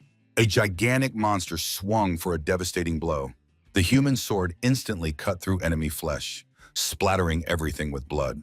The fallen creature collapsed dead on its own spears. The defenders clung to the palisade, holding back the onslaught of flesh. The old veteran shouted curses in the face of death. He pushed with all his might with a spear into the chest of the enraged beast. Horror and rage met in the final glance. A mighty lunge threw the soldier straight into the claws of the orcs. The young fighter shouted the name of the fallen comrade Milo with despair. The veteran's body was torn to pieces under the crunch of bones. The young man screamed in helplessness, covered in cold sweat. Shock paralyzed the will, but the battle demanded action. The commander's order pulled him out of hell. The breach had to be held. Endurance was the only chance to survive this slaughter. But the blue giant crashed into the barricade, shattering the logs to splinters. The defenders desperately held the barricade, choking in splashes of orc blood. The blue-haired youth screamed in horror, wiping the heavy sweat from his face. His partner panicked, shouting about a million-strong horde and immediate retreat to the tunnels. Escape was impossible. The monster's scent would catch them everywhere.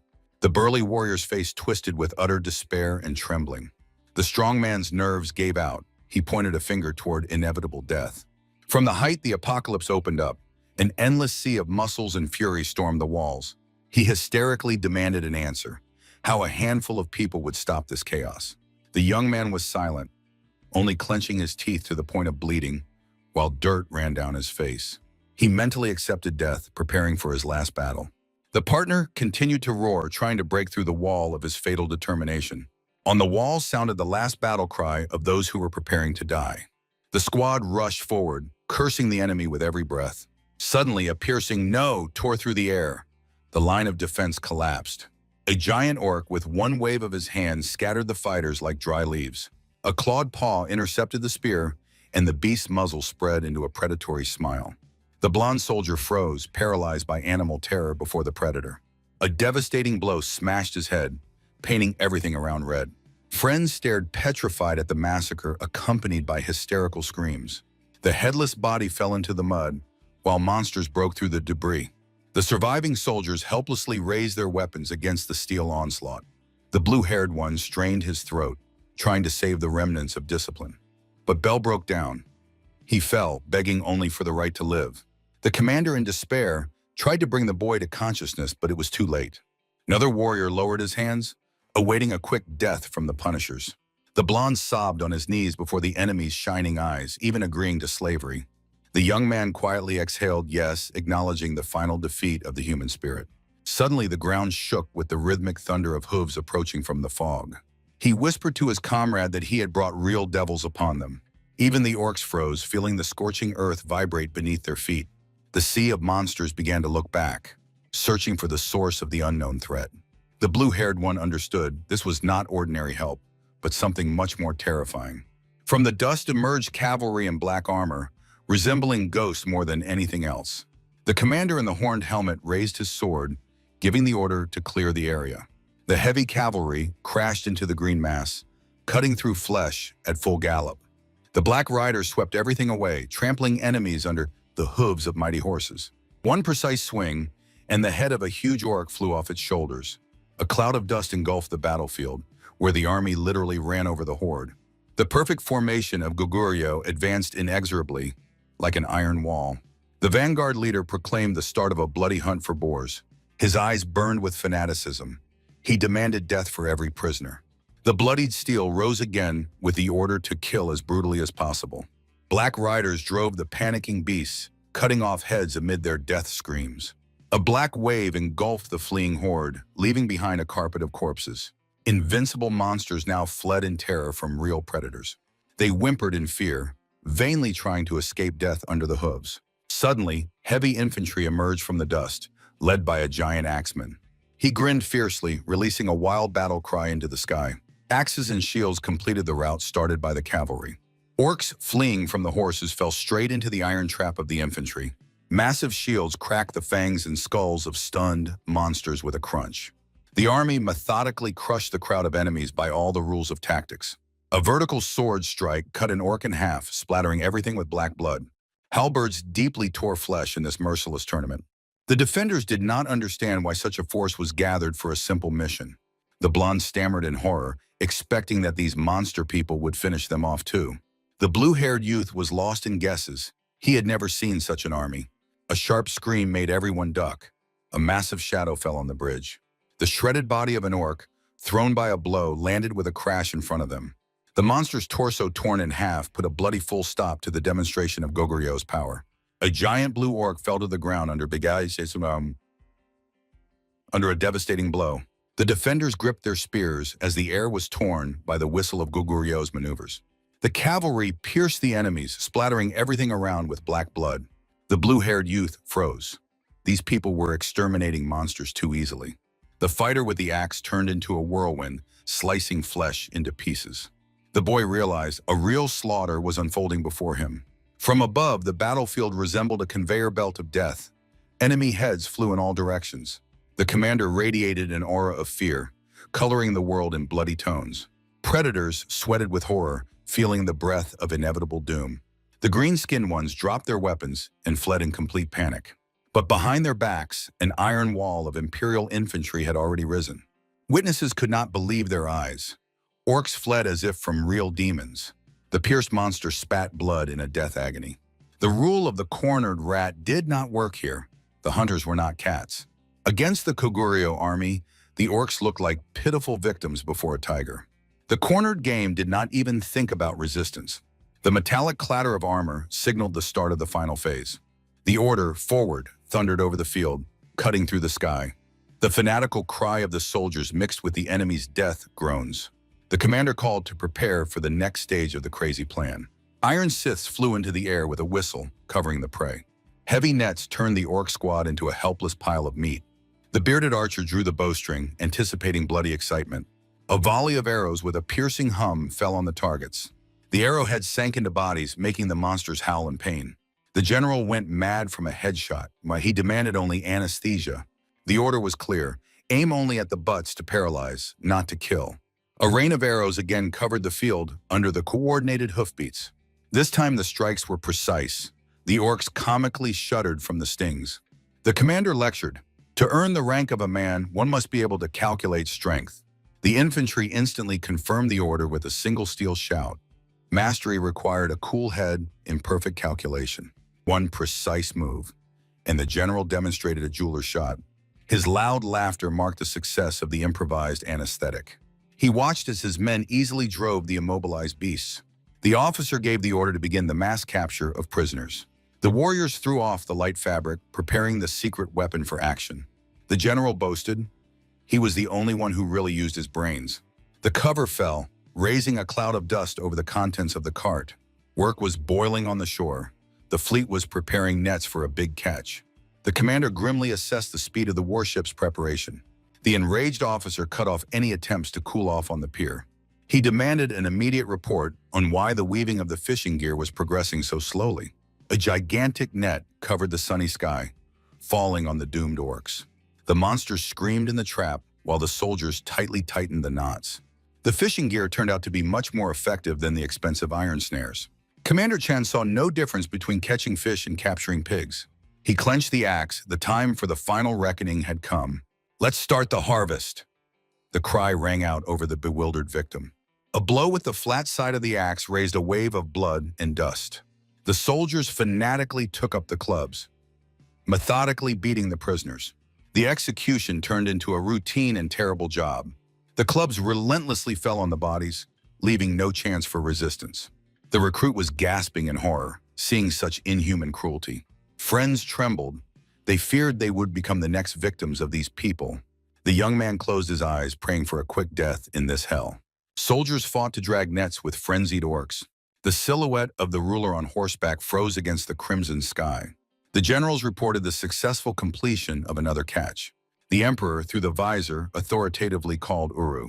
The general responded instantly, losing his words from fear. The ruler coldly inquired whether he intended to personally drag the captives. He was infuriated by the sight of fainted freaks who had turned into ballast.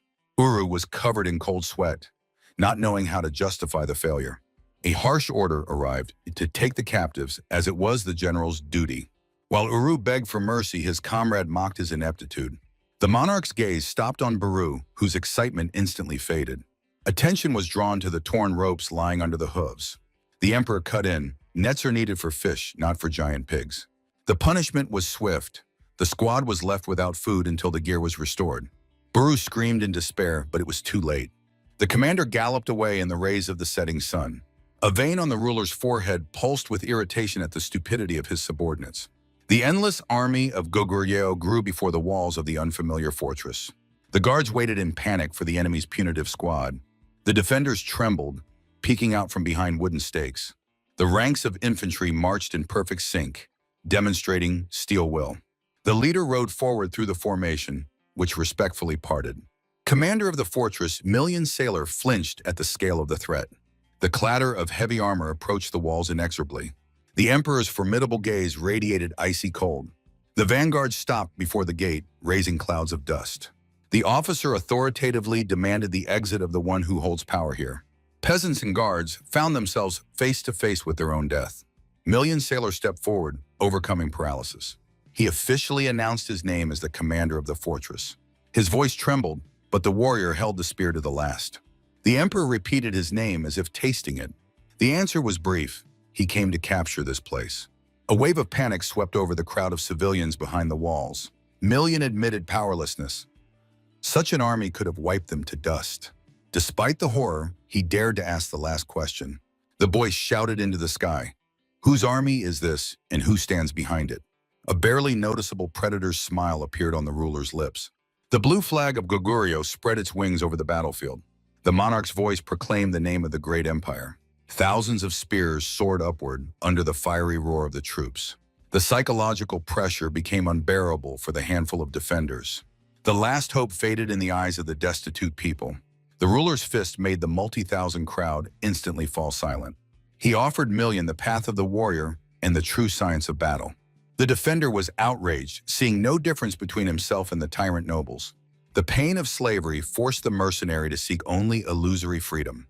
Bloody scenes of endless, internecine wars appeared before his eyes.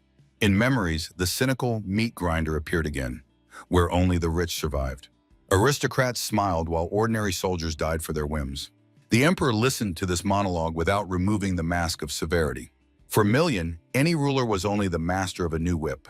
The monarch's eye flashed. He sharply denied this despair. He swore at the cost of battles, their families would gain eternal peace. Million received the right of choice on which everything depended. The peasants froze between promised freedom and usual death. The weight of this moment made the fortress commander hold his breath. The final promise was honest. Those who remained would not be touched by the army. Million begged for time, squeezing the fence wood until it cracked. The commander in the horned helmet cut off. They had exactly 1 hour left. The heavy cavalry turned around, leaving the defenders in a cloud of dust. An order came to take the perimeter and prepare to rest. The mercenary needed only a glance to understand. He had never seen such an army. The black eyes and pale skin of the warriors made them strangers on this continent. No country in the world forged armor for riders, but Goguryeo did. Million imagined how the steel horse crushed an orc with a single hoof strike. A shadow of doubt fell on the veteran's face as the monsters died in his memory. The voice of young Nell pulled him out of heavy thoughts. The boy trembled, not understanding how to act in this hopeless situation. He reminded Million of his glorious past during the Imperial War. The veteran's profile darkened under the burden of responsibility for the peasants' lives. Nell compared the strangers to a Mary's infantry, considered the strongest in the world. Rows of iron knights appeared before his eyes, but the answer was bitter. Million cut off. This is not the empire. This is something much more terrible. He clenched the spear, realizing the illogicality of the unknown enemy's demands. No country had any reason to go so far for a handful of poor people. Suddenly, the shout of a familiar name made the mercenary's heart tighten. From the field to the barricades ran Veron and Hawk, survivors of the bloody slaughter. Million could not believe his eyes, demanding explanations for their appearance. There was only one question. Who were these heavily armed people behind them? Veron smiled. They were old friends from his hunting days. The mustached peasant looked at the newcomers with distrust, expecting a trick. Nell demanded the truth about where this mighty military machine came from. The formation of warriors stood firm, having nothing in common with the high-end guard. Veron announced the cruel news. The old army no longer existed. He proclaimed that this new force had become their true salvation. The peasants' faces stretched in complete and silent shock. The story began at the moment when they sought protection from mercenaries. But the defenders betrayed them, trying to sell them to Baron Elvin. The bandits were already dragging children into slavery when hope finally faded. Then punishment fell from the sky. Unknown warriors smashed the traitors' heads. The baby hugged the warrior who brought them freedom with tears of gratitude. Commander Koguryo showed mercy, allowing the poor to remain alive. The crowd erupted with joy, believing in the promised safety under the new banner. But Hawk interrupted the festivities. 7 families of their village indeed became slaves. Joy instantly turned into animal terror and complete stupor. Million demanded explanations. Koguryo did not promise life in chains. Veron explained, freedom in this empire is bought only with one's own blood. A hand on the sword's hilt emphasized the law. The right to life is not given for free. He raised the steel to the sky, calling everyone to take up arms. Million paled. The idea of turning plowmen into killers seemed madness. The philosophy was simple. If you want to be free, fight and win. Every person had to become a brick in the foundation of a new unbreakable nation. The courage to sacrifice life for oneself. That was what they were taught. Veron summarized, that is why the mercenary had to firmly hold his sword. Million looked at the spear, seeing in the peasant's armament only certain suicide. He remembered how he fought for gold, never seeking a higher purpose in war. The mustached peasant stared in horror at the crimson horizon of an unknown land. Veron and Hawk answered proudly, this is the place where everyone was handed death. The light-haired warrior confirmed, they are near the central lake in the Legenzi Mountains. The peasants froze in silent shock before the grandeur of the legendary reservoir. Veron tightly gripped the spear. Proximity to the monster breeding ground promised nothing good. His confidence was frightening. He spoke of the impossible as if it were everyday life. A sharp strike of the spear shaft on the ground put an end to it. The decision was up to the mercenaries. A heavy pause hung in the air, broken only by the warriors' heavy breathing. The warning was harsh. The monsters had begun migration, and the village was once again under threat. 2 fighters disappeared into the glare of the crimson sunset, leaving the people alone with their choice. Veron's figure radiated unwavering faith amid the confused crowd. The peasants saw him off with distrustful glances, refusing to accept the truth. He understood. People were simply closing their eyes to the obvious demise. Fear of change proved stronger than the instinct of self-preservation. A steel wall of the Imperial Army lined up before the walls.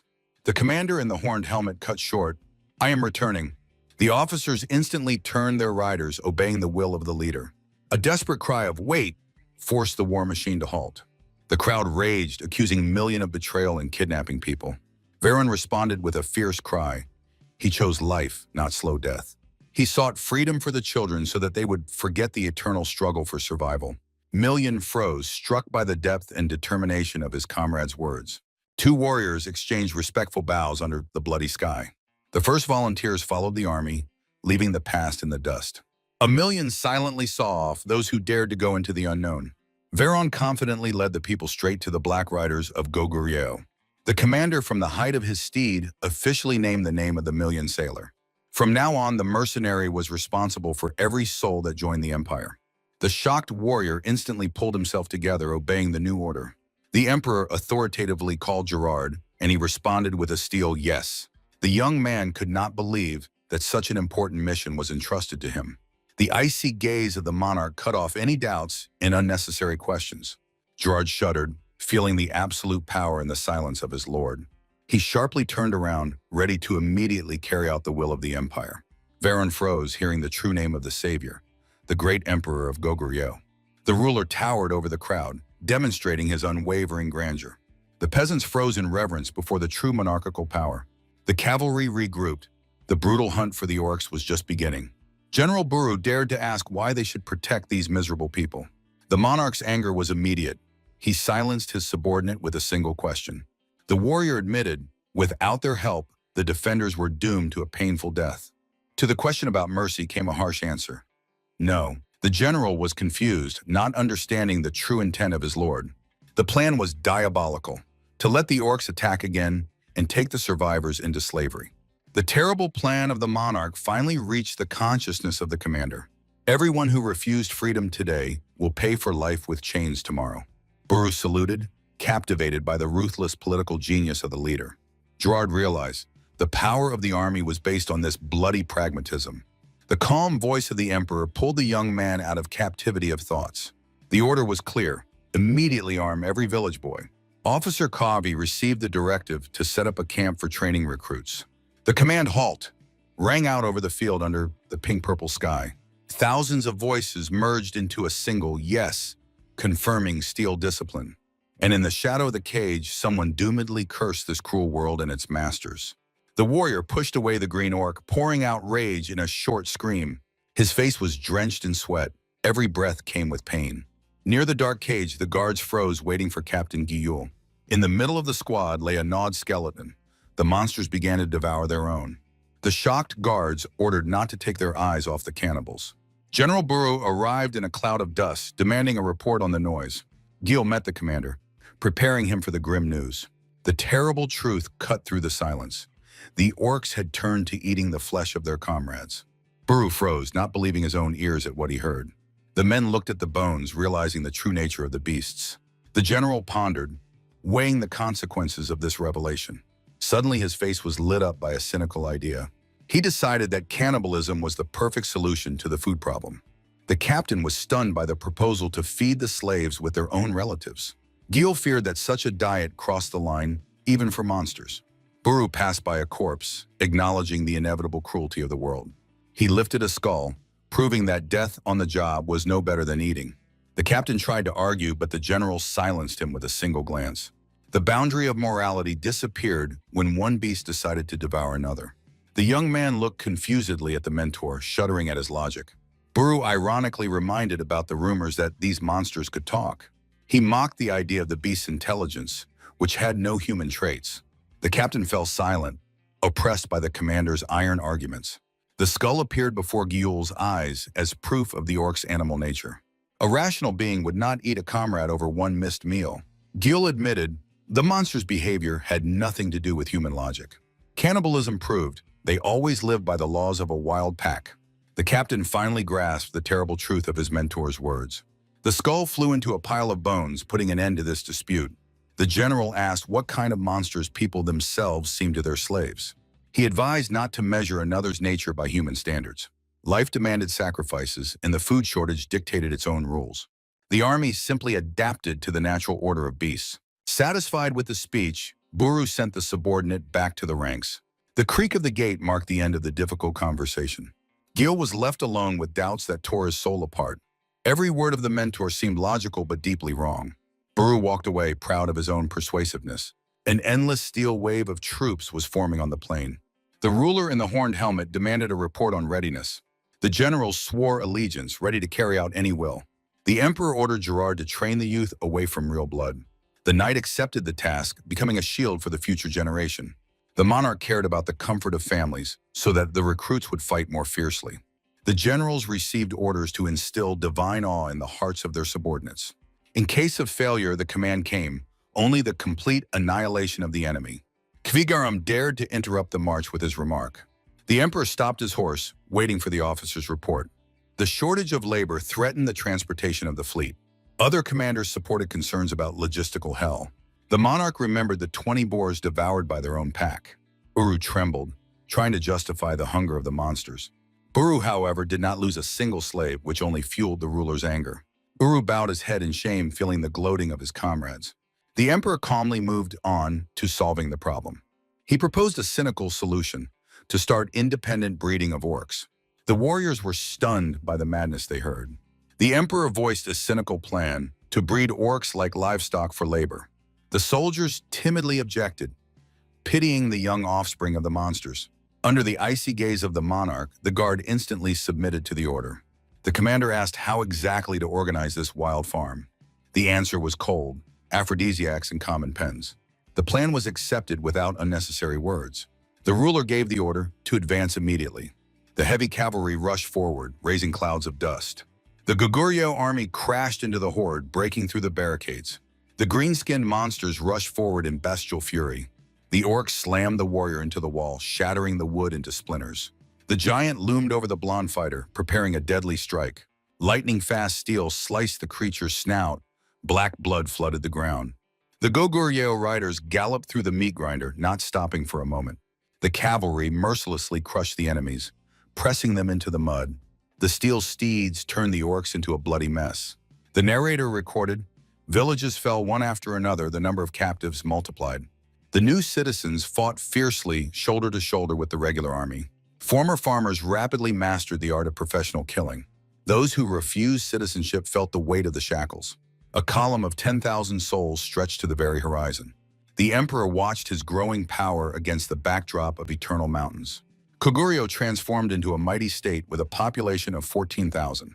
The sky cleared, granting a brief pause after the great massacre. Knights in blue cloaks rode into the ancient city of Haiyan. The townspeople fell prostrate, frozen with fear before the authority. The red-haired Baron of Highland confidently rode through the submissive crowd. Rumors circulated that he hunted those who helped the poor with grain. Frightened glances saw off the riders in oppressive silence.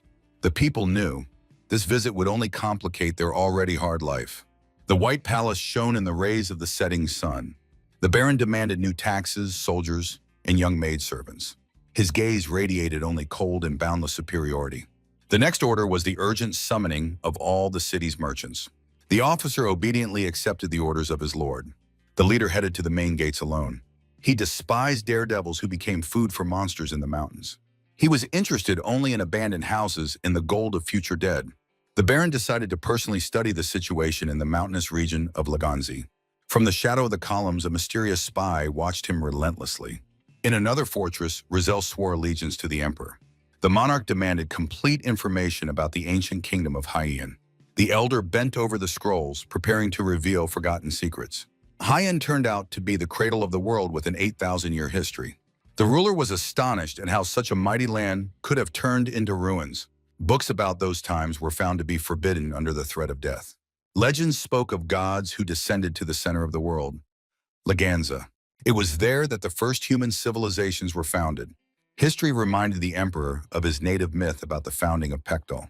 The question about the true reason for the prohibition of chronicles hung in the air. The Hanazia Empire simply wiped out competitors to rule over memory forever. The ruler felt disgust at such a low and vile political game. Rizel concluded, world history was held together by the great lie of powerful empires. Bloody battles for centuries turned Haiyan into a graveyard of empires. The elder recalled two great wars that tore these lands to pieces. Hanazia and Slagia took turns strangling the land with endless occupation. The young ruler admitted their freedom was only a temporary agreement of enemies. He unrolled the scroll, revealing a detailed strategic map of the continent. The advisor fell silent. The monarch had personally drawn all the borders and troop positions. The map in trembling hands seemed like a true priceless treasure. The elder suspected theft by Gerard, imagining his desperate tears. A commanding gesture pointed to Haiyan. The ruler demanded a full analysis. The sage's finger stopped at a key point on the ancient parchment. The country was squeezed by 3 empires, doomed to eternal pressure. But south of the mountains, entry was strictly forbidden, even to the strongest. The youth's gaze narrowed. He demanded to know the reason for this barrier. Thousands of dragons ruled there, intolerant of human presence. The monarch coldly received the information about the deadly dragon forest. The elder quietly confirmed, the lizards did not forgive invasions. Then the ruler's hand confidently rested on the map. This is our land. The advisor could not believe his own ears at such a crazy plan. He begged to come to his senses. The lizards' lairs were pure suicide. The young man asked, if the pact exists, why does the people still pay tribute in blood?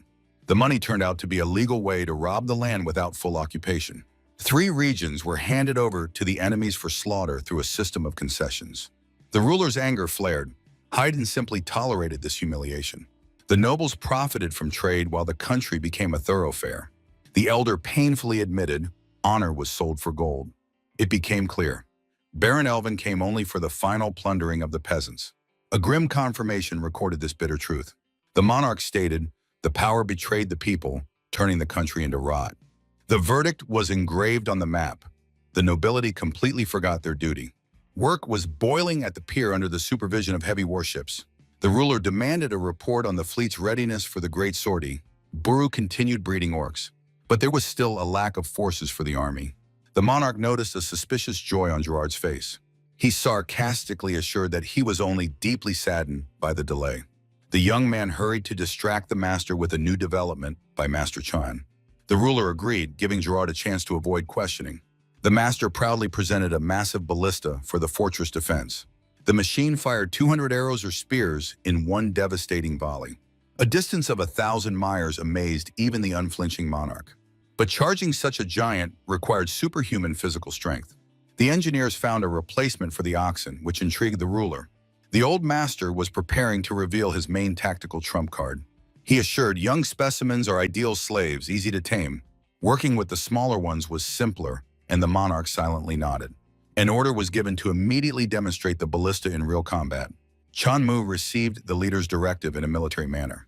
The operators froze, awaiting the command for the first volley. The soldiers watched as young orcs dragged the heavy mechanism to the ballista. For the promised meat, the beast joyfully clung to the wooden levers. The command hold cut through the air.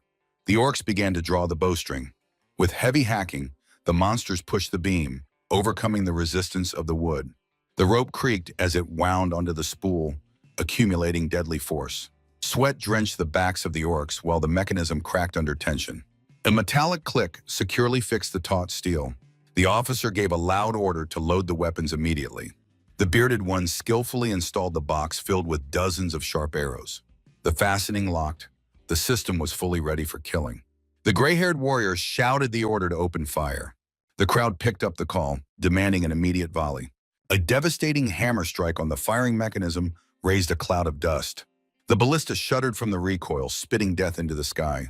A deadly swarm darkened the sun, slicing the air with a steel whistle. A hail of arrows with a dull crack pierced the trunk of the giant tree. The emperor and the retinue were stunned by the destructive power of the new development. An order was given to place the installations along all the fortress walls. The ruler inquired about the name of the weapon, but it had not yet been chosen. The strong man proposed the name 8-Orc, based on the amount of draft power. A sudden blow to the jaw instantly ended this flight of fantasy. The attacker angrily argued the absurdity of such primitive logic. The beaten bearded man only stared wide-eyed, not understanding the reason for the anger. A fierce quarrel with insults and threats broke out among the warriors. Noticing the monarch's gaze, the duelists resignedly bowed in obeisance. The ruler ignored the noise and began to pronounce the future name. He combined the hieroglyphs of youth and boar into one symbol. The final touch added the very concept of ballistics to the name. In the beams of light, the emperor solemnly proclaimed the name, Udano. An oppressive silence fell around. The name seemed too strange. Only one young man barely restrained his laughter, covering his mouth with his hand. He instantly caught the ironic coincidence with the foreign phrase, "You don't know." The boy hummed the new name of the weapon, enjoying the secret joke. The bearded man suspiciously asked if his tongue was getting tangled. In response, the young man shouted, "Shut up!" shocking the naive warrior. He lied that it was a Western call to cheer up and smile. The bearded man's anger instantly changed to childlike curiosity. The young man continued the provocation, while the giant clenched his fists in excitement. Both laughed, exchanging insults that sounded like greetings. Deceived warrior ran on errands, dancing with joy. The young man remained alone with his triumph, savoring the perfect moment. In the throne hall, the young man reported to the ruler and the numerous retinue. He reported on the successful relocation of all Udano systems. Suddenly, the hall was pierced by a cheerful shout of "Shut up!" causing the boy to turn pale. The same bearded man shone with pride, demonstrating his knowledge. The giant stood confidently before the throne, while the joker dripped cold sweat. He explained to the monarch that this was a sacred call to cheerfulness from distant islands. The climax of horror came when the warrior shouted, "Shut up!" right in the emperor's face. Panic seized the young man. The ruler's face turned into a stone mask of rage. The monarch's teeth grinding foretold a swift and painful punishment. In an attempt to save himself, the boy shouted a complete absurdity, mixing the name of a weapon and foreign profanity. Borodin rejoiced in his new strength, while the young man silently restrained his rage to avoid exploding prematurely. The boy triumphantly raised his fist, confirming his triumph under the clear sky.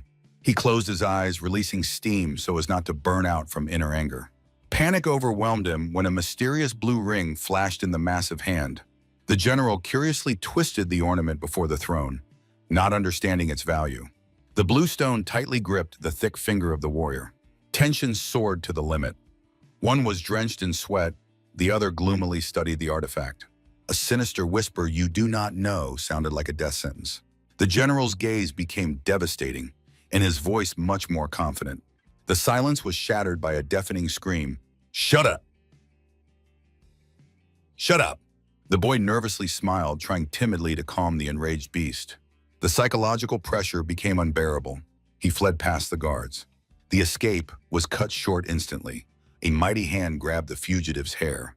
A devastating kick threw the young man back, knocking the last breath out of him. The general's fist was already raised for the final blow. The doors opened. Scouts brought news about Elvin's squad. The fallen victim screamed painfully under the weight of the enraged commander. Buru promised to deal with him later, turning his attention to the messengers. The envoys hurried toward the throne across the entire hall. The guards fell to their knees, reporting the arrival of Baron Levian. The army of knights was already advancing toward the lake shores under the pouring rain. The general thirsted for blood, demanding 100 fighters for an instant slaughter. The advisor in the hat stopped this senseless impulse just in time. He calculated every step. The enemies were looking for the cause of Elvin's death. The death of the investigators could have brought upon them the full might of the kingdom of Hyen. Buru froze, not believing that the empire was forced to act so cautiously. Cold sweat blurred the eyes of the warriors before the threat of a large-scale war. The desperate shout of the general cut through the silence of the throne room. The emperor admitted they had seriously underestimated Hyen's vigilance. The lake was the heart of their country. They could not abandon it. The decision was made to stay and erase all traces of their presence. A heavy silence covered those present in anticipation of further instructions. The advisor stepped forward, preparing his strategic move. The monarch waited with interest for the unveiling of the new plan. The trick was in using the features of the local landscape. The column of Baron Levian's heavy cavalry silently advanced through the downpour. Scouts in blue cloaks cautiously studied the night thickets. One of them froze, hearing a suspicious rustle in the bushes. The partner made the squad hold their breath in complete silence. Loaded crossbows were aimed at every shadow around, but only a wounded, timid deer peeked out from the thickets. The soldiers relaxed, seeing no danger in the animal. The warriors decided to catch the beast to make a gift for their lord. The deer's movements were heavy and full of pain. A joyful exclamation confirmed the guess. The animal's leg was broken. At that moment, an orc's snout with a bloody smile emerged from the darkness. A mighty club smashed the scout, pressing him into the ground. A pack of monsters burst out with a roar, rushing at the bewildered people. The Baron sensed danger and sharply stopped his warhorse. The order, "Halt," instantly spread through the column. The infantry turned pale. The forest teemed with enraged orcs. The riders grabbed their weapons, not understanding the reason for the attack. The path, considered safe, turned into a deadly trap. Baron Levian shouted curses under the downpour, pressing his sword to the guide's neck. He promised to feed the peasant to the beast if the squad fell into the trap. Sensing the threat, the leader ordered the infantry to immediately close the flanks. The steel-clad soldiers moved in unison into formation under the roar of the rain. The army formed an iron semicircle, hiding crossbowmen behind shields. From the thicket came the ominous rustle of the approaching enemy. Levian ordered to prepare arrows while the infantry braced against the wet ground.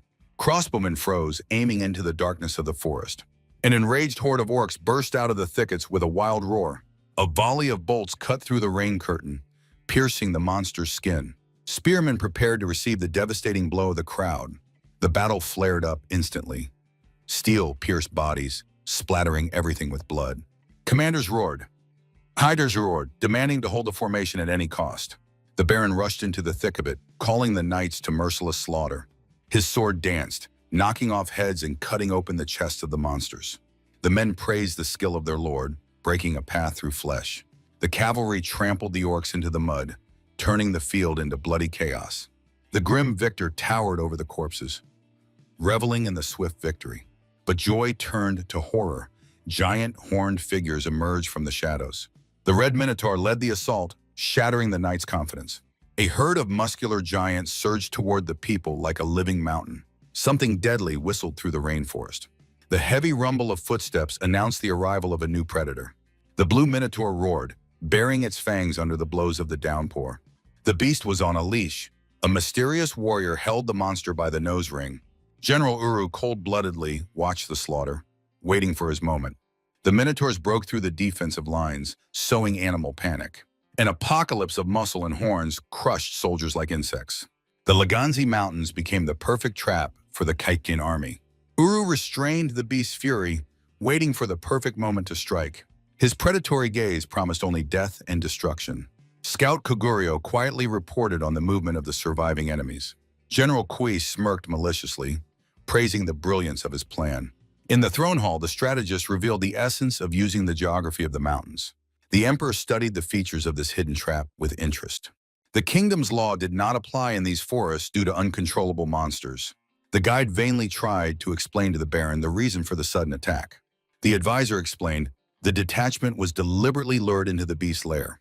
The controlled monsters were supposed to become instruments of imperial justice. The strategist finished the report, calculating every detail of the meat grinder. General Baru feared losing valuable slaves for the sake of this game. The advisor's icy gaze made him immediately fall silent. Baru was covered in sweat, realizing the weight of imperial priorities. But there was still one most important nuance left in the strategy. The monarch demanded to know what goal the strategist was really pursuing. Baron Levian had to be kept alive at any cost. The generals did not understand why to spare the enemy's life. Kivi explained, the baron's death would bring here a real, devastating army. It was better to scare him to death so that he would forget the way to these mountains forever.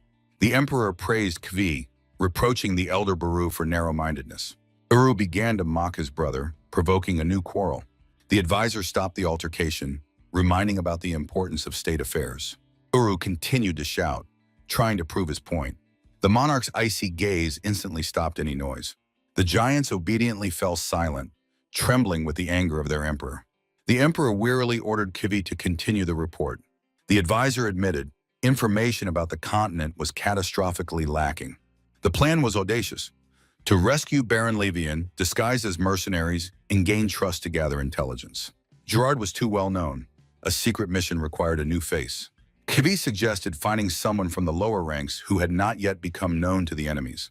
In the rainy forest, young Kvarian heard a contemptuous, "Hey, liar." General Burrow appeared from the shadows, radiating rage and strength.